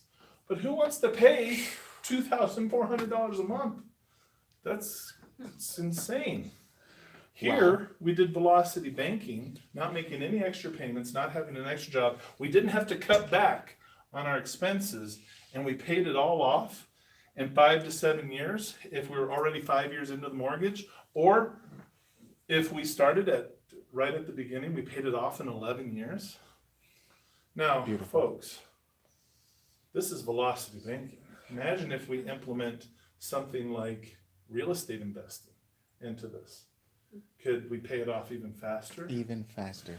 Even faster. Folks, what are we going to do now that we have dropped our eraser and that we have eliminated our rent payment, our auto payment, credit cards? We've eliminated, there's no more loans. They're all gone. Champagne. Well, no, I mean, do you know that there's some people who the greatest dream that they've ever thought of is maybe one day being Yes. debt-free? You've gone from being in the Watch negative this. for so long, and you set your goal, and you finally make it, and your debt is at 0. You set your goal for 0, and you achieved it, and now you have nothing. Right? Woo! No, but that's good because you do need to budget. You do need to live within your means. You need to eliminate this debt. It's so important. But we've got to live for more. You know, what helps you roll out of the bed in the morning? Can't wait to pay down my debt today. Can't wait to get back to 0. Right? That's not motivating. But setting your sights on a goal, a vision, a dream. Yes. You know, what do you want to accomplish? What do you want to build? What kind of legacy do you want to leave behind? I want to leave behind 0. That's right. Right? No debt to my kids and no money either. Right? No debt. Right? But live the way Legacy that you wealth. want. Live the lifestyle that you've always dreamed of. Do what God put you on this earth to do. Did He put you on this earth to fund a mission to Kenya? Did He put you on this earth to help fund group housing? Yes. What about $1,000. what about starting different types of rental homes?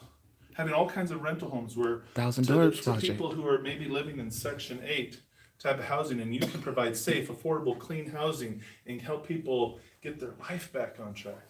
And there's so many different ways where you can live the life that you dreamed of and positively contribute to society.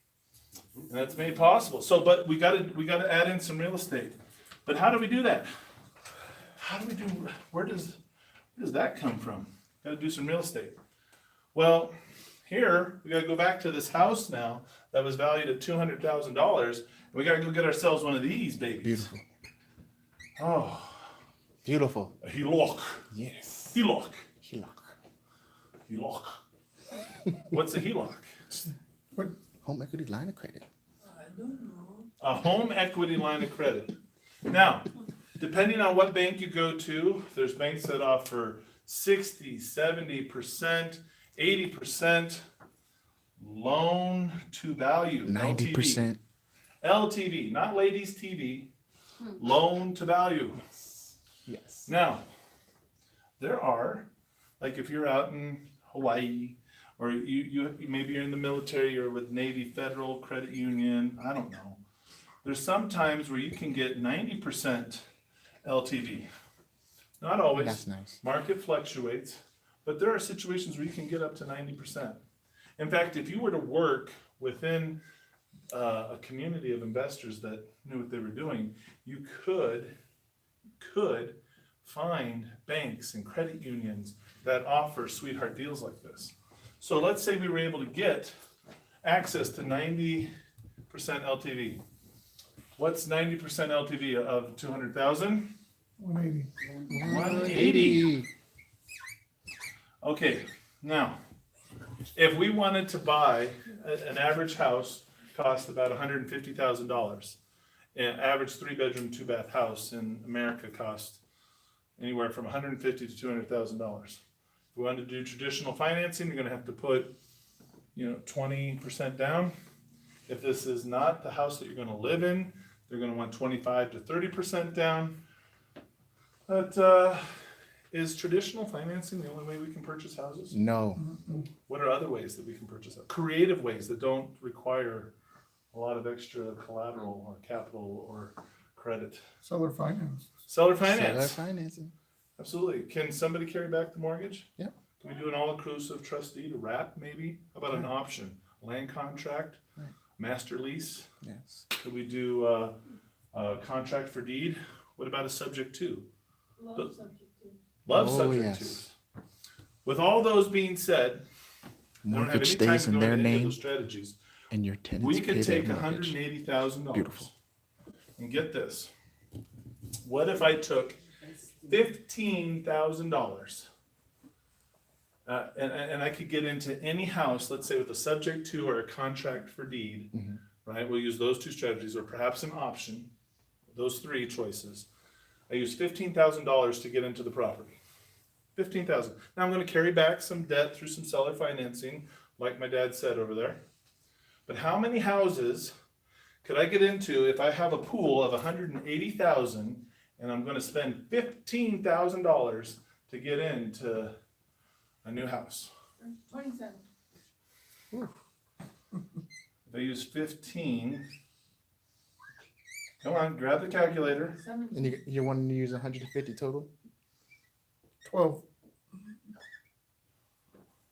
Wow.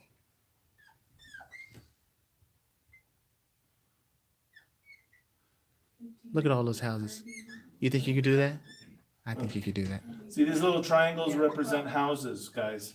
Yes. 1, 2, 3, 4, 5, 6, 7. Well, we gotta go over here, we gotta get 8, 9, 10, 11, 11, 12. 12. Woo! 12 houses. Think about that. Now, you've got some seller financing on this. You got to pay for a lot of different things with these houses. They might need a little bit of maintenance or upkeep, right? So let's go ahead and because we might need a little bit of money, we'll take off 2 of those houses, okay? We'll take off 2, leave ourselves with 30,000 to play with. Nice. Okay, so we got 10 houses, and we do a little bit of changing some carpet and some paint on some of these, getting them up, getting them in shape, right? New faucets. Some fixtures, Yeah. right? Yeah.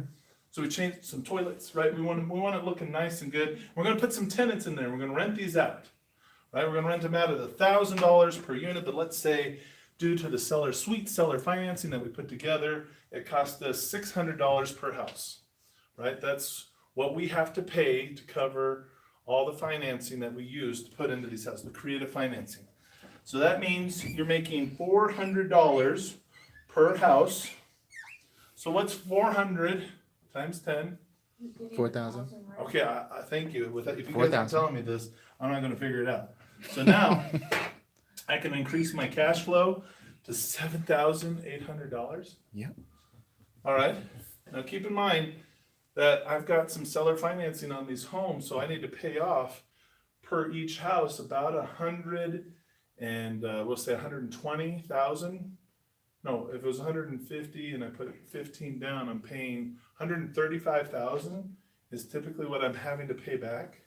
But I have $7,800 a month in cash flow. So grab your calculator, or don't make me do it. Come on. There we go. Come on, There we go. come on, you guys have to work. You have to work here. Yes, help us.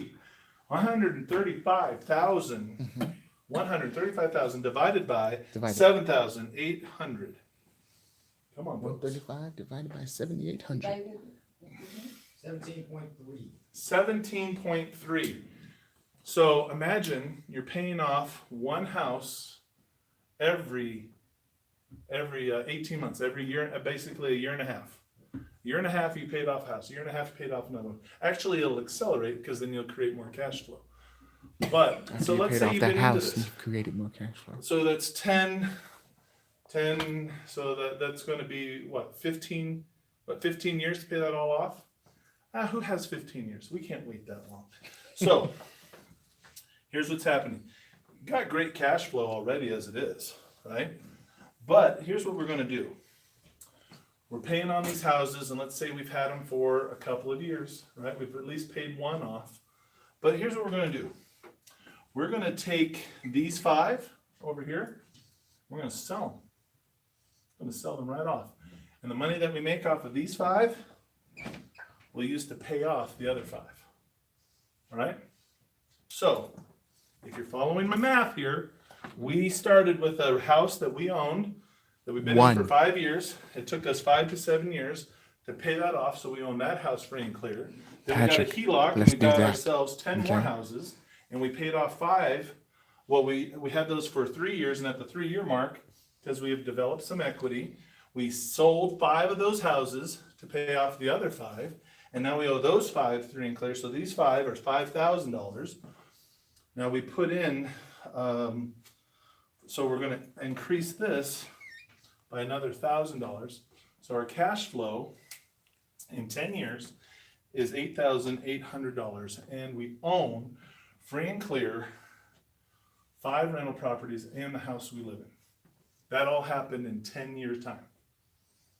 Wow. You guys follow that? 5 to 7 years to pay this off, to get a HELOC, to take 3 years to get 10 houses and pay off half of those, to own the second half. And now I have 6 rental properties. Could I get some equity-based lending off of those rental properties? Oh my goodness. Yep. You What can. could I do with that? Buy more houses? No, at this point, we trade in the green houses for red hotels, baby. Red hotels. Come on.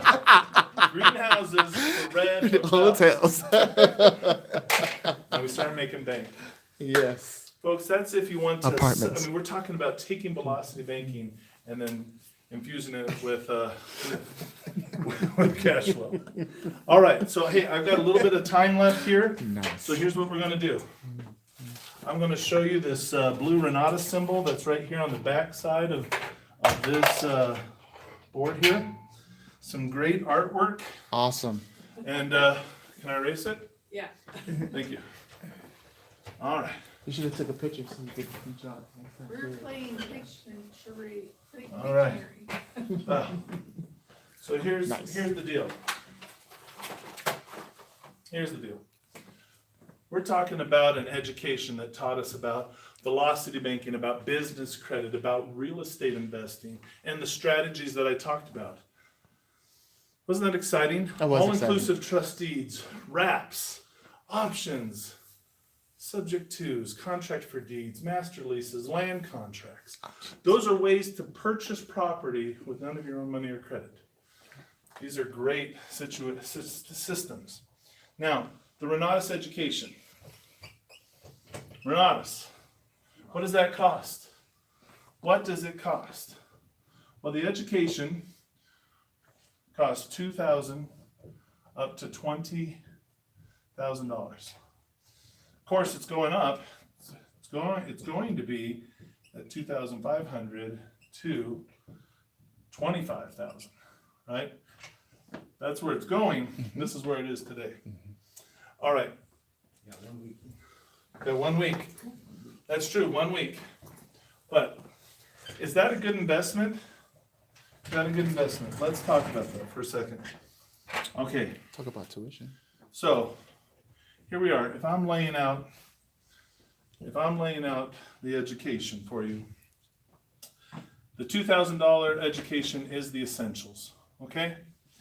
The other part of it, the 20,000, the other 18,000 is in what we call the AIT, the Accelerated Investor Training, right? Where you learn fix and flips. Man, this marker's killing me. All right, fix and flips, buy and hold, short sales. You're talking about multifamily units. We're talking about seller finance notes. Commercial. Commercial. Oh, yeah. All right. So this is What what, you know about? I mean, this education represents over 400 hours of training.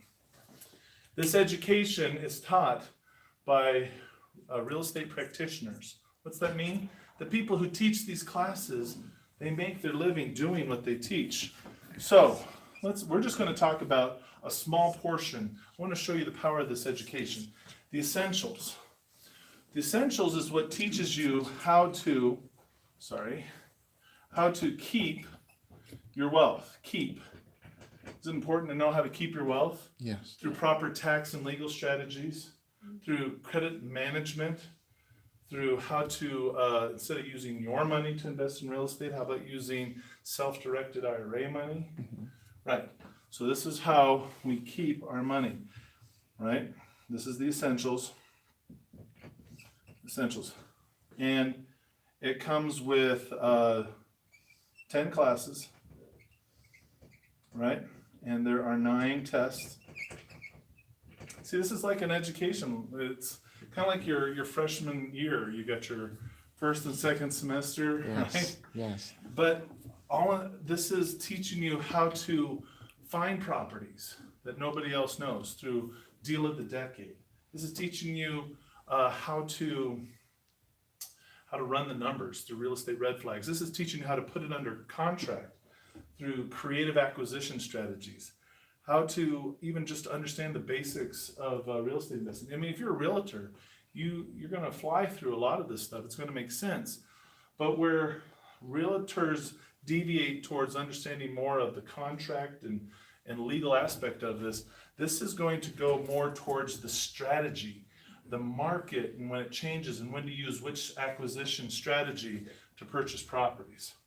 Now, 10 classes, that's going to add up to 63 hours. 63 hours. These aren't short little YouTube videos. These are the kind of classes that, take a while. Okay. You're going to take these classes, and then you have to pass your test. What's a passing grade with Renatus? 100%. 100%. So you mean if you're going to invest your IRA money with me, and there's something called prohibited transactions where if you invest with the wrong person or you invest in the wrong asset, you can lose the entire IRA fund and be penalized on top of that by the IRS. Do you want to work with somebody who got a 70% on their self-directed IRA class? Or do you want to work with somebody who got 100% and knows what they're 100%. doing and has a team of professionals that they put together that knows what they're doing? That's right. Right? Well, that's what this course teaches. This course teaches you how to surround yourself with professionals, how to plug into a network, like a group like that's here in Sierra Vista. So, not only that, but it also comes with weekly group coaching. Because 63 hours of coursework, I'm telling you, you're going to have some questions. You're like, could you go over that all-inclusive trust deed again? I wasn't quite sure. How do you wrap that in with the existing mortgage and you still make money? That doesn't make sense, right?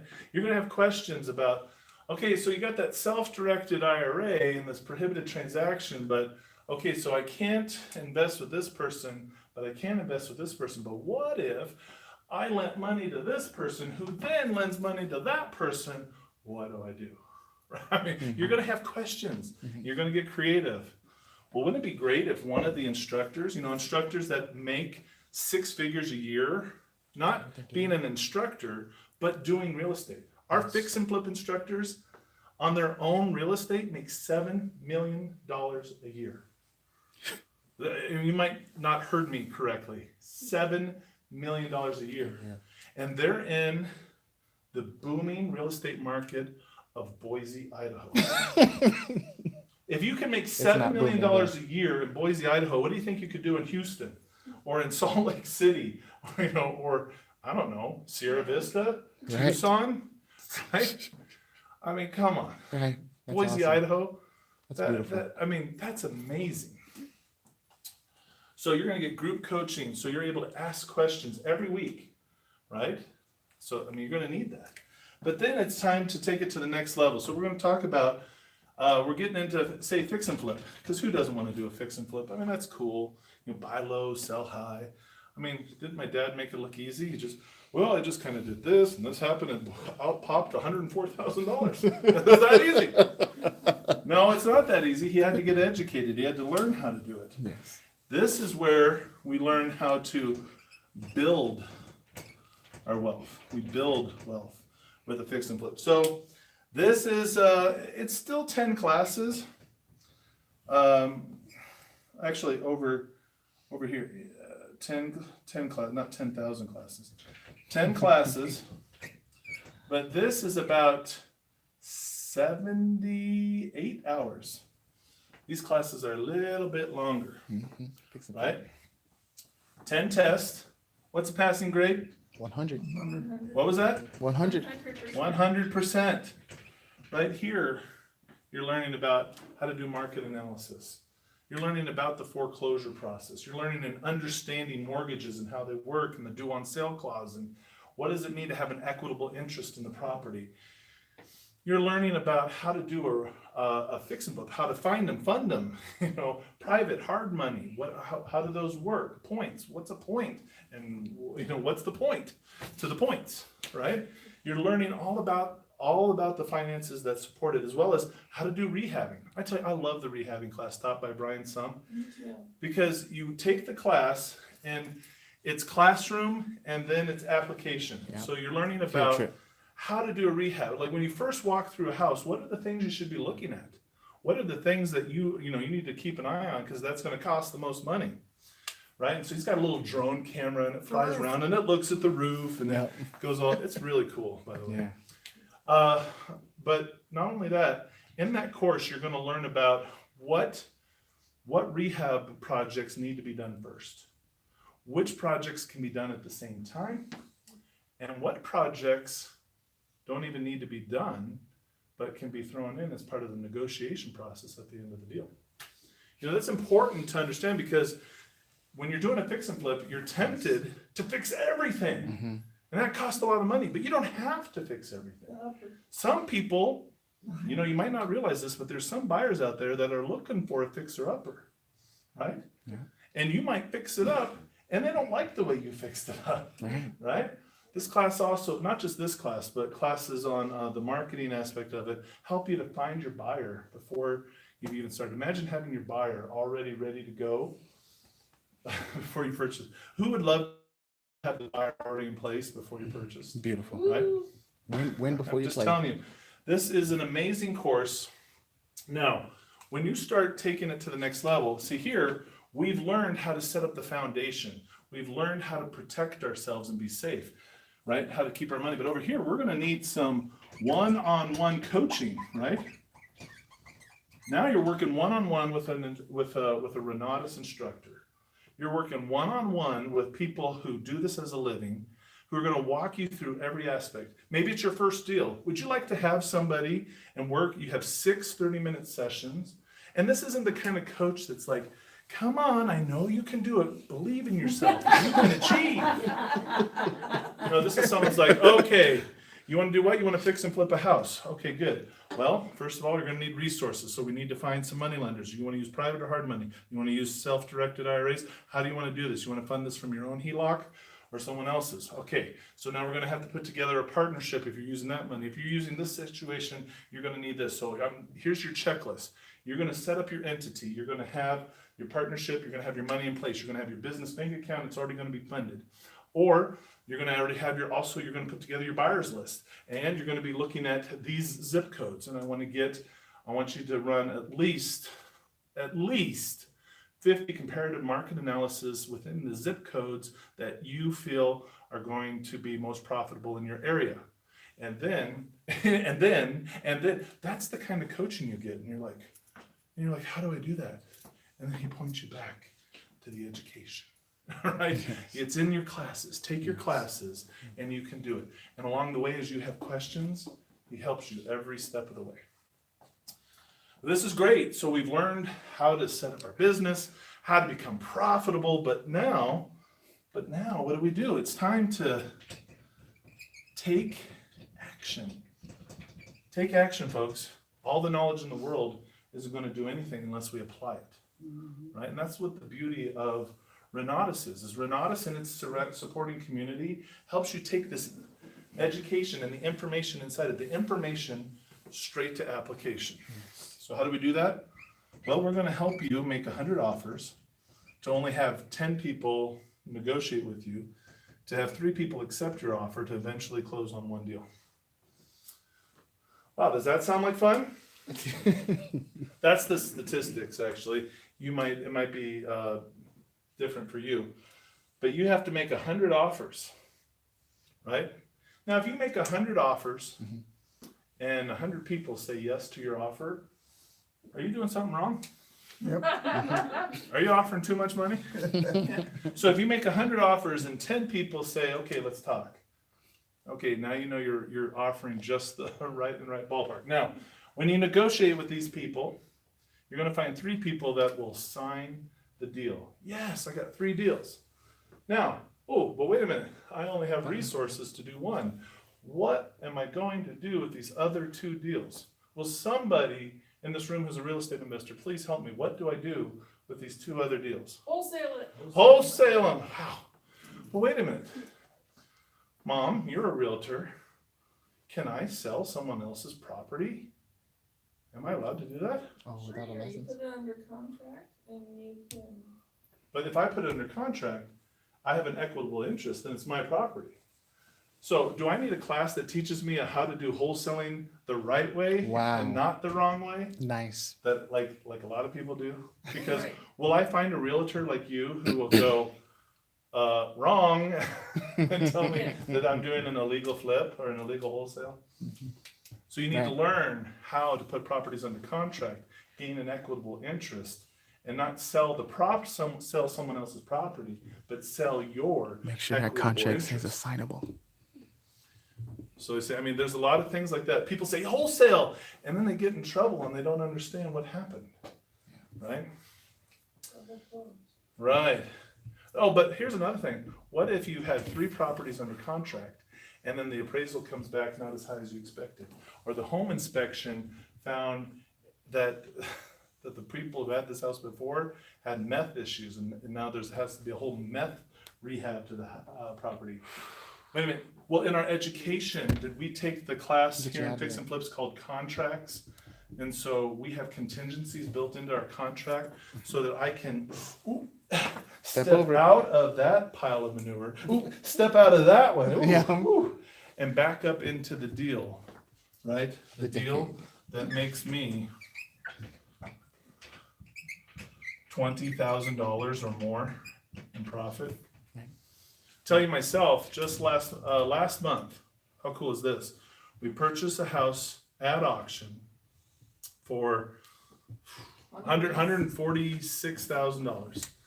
And in 35 days, we turn around, sell it. It had minimal money into it. We didn't have any realtors. We were able to sell direct to the buyer, $11,000 in rehab, but we sold it and made $20,000 in profit in 35 days. Is that awesome or awesome? That's awesome. Couldn't have done it if I didn't take these classes and learn about, even in the fix and flip, learn about auctions, auction analysis, wholesaling. I got to know all of these things, right? So, take a look at this. How long is it gonna, well, I mean, we're looking at this, 100 offers. If I'm making 100 offers, how many properties have I looked at? Hey, Dad, yeah, 1,000. 1,000. I looked at 1,000. Well, look, I'm on a schedule here. How long does it take to look at 1,000 properties? All depends. Well, what if I had a resource called Oh, beautiful. Renatus IOS? Could I look at 1,000 properties and evaluate them in, Few minutes. well, 1,000 properties, I could get that done in about 2 weeks, 2.5 weeks, right? Without iOS? No, with iOS. As opposed to physically driving to 1,000 properties, might Right. take me several weeks to do. With Renatus iOS, I mean, when I run this, I evaluate about 50 to 60 properties a day. Easy. Click, click, click, click, click, click, click. And I'm able to do a market analysis. It's connected to the MLS. So I get a real life update as to what the comparative market analysis is on it. I'm able to also, here's the greatest thing about the software. It really helps you find these 3 things. People, property, profit.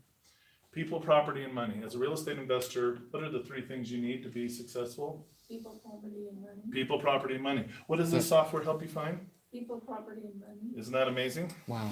So, 3 out of 3. so I need buyers, I need properties to sell, and I need people to invest with me.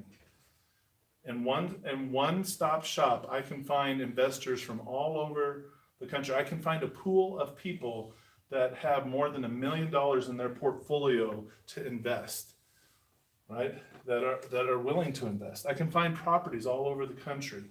I find buyers through this. I find renters. Hey, maybe you're not looking to fix and flip and you just have rental properties. Well, there's a list of renters on there as well.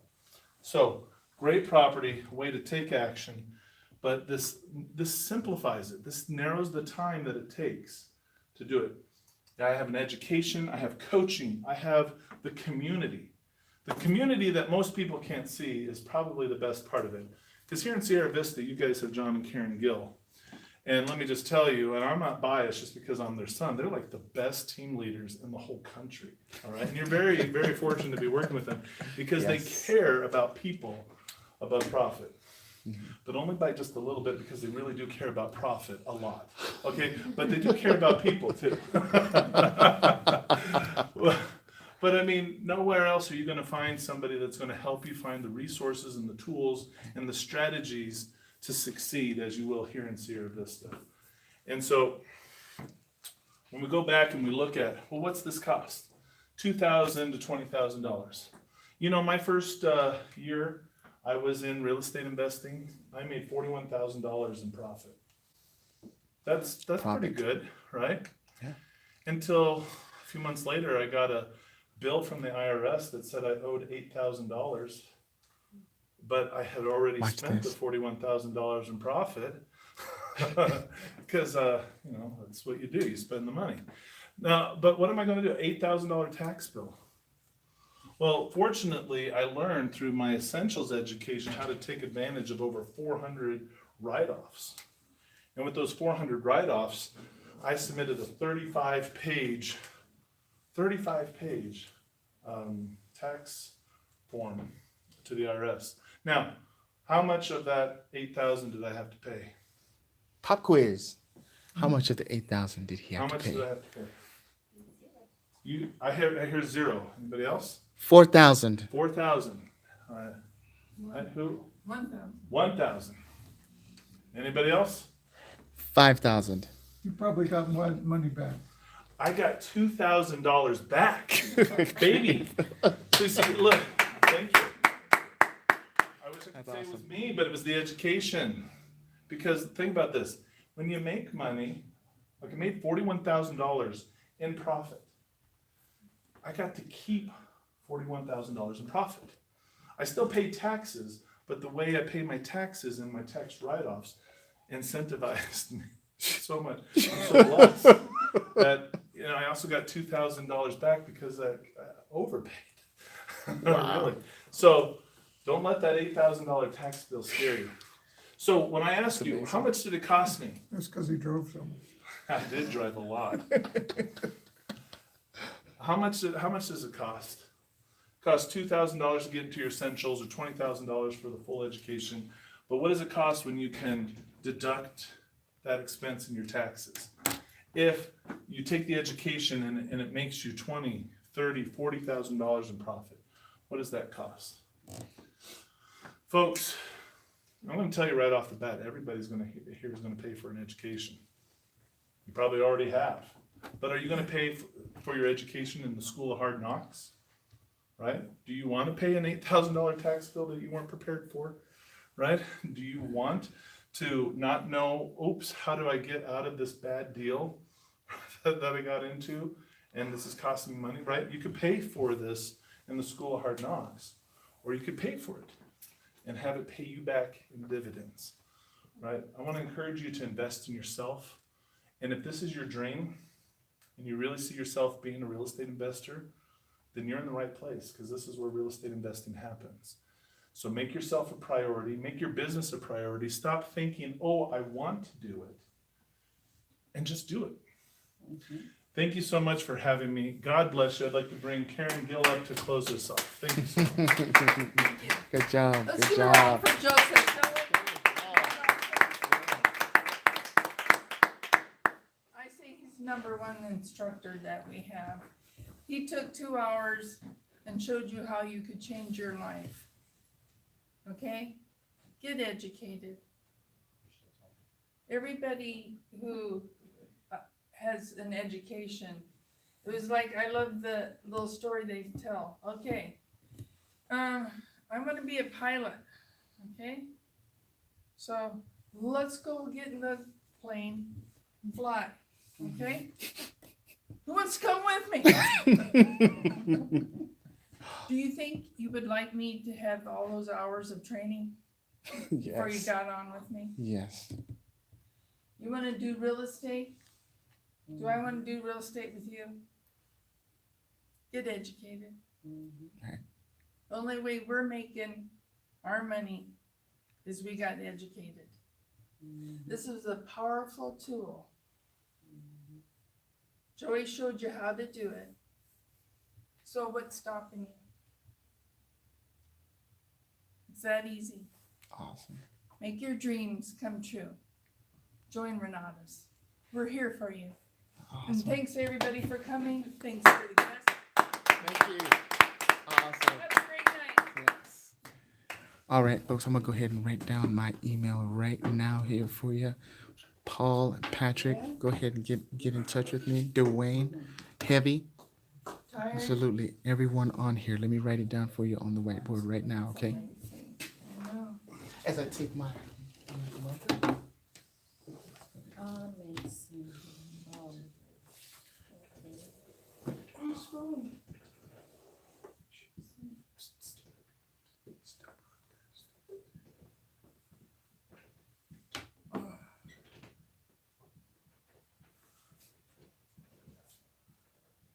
I hope this is a permanent marker. I'm just joking.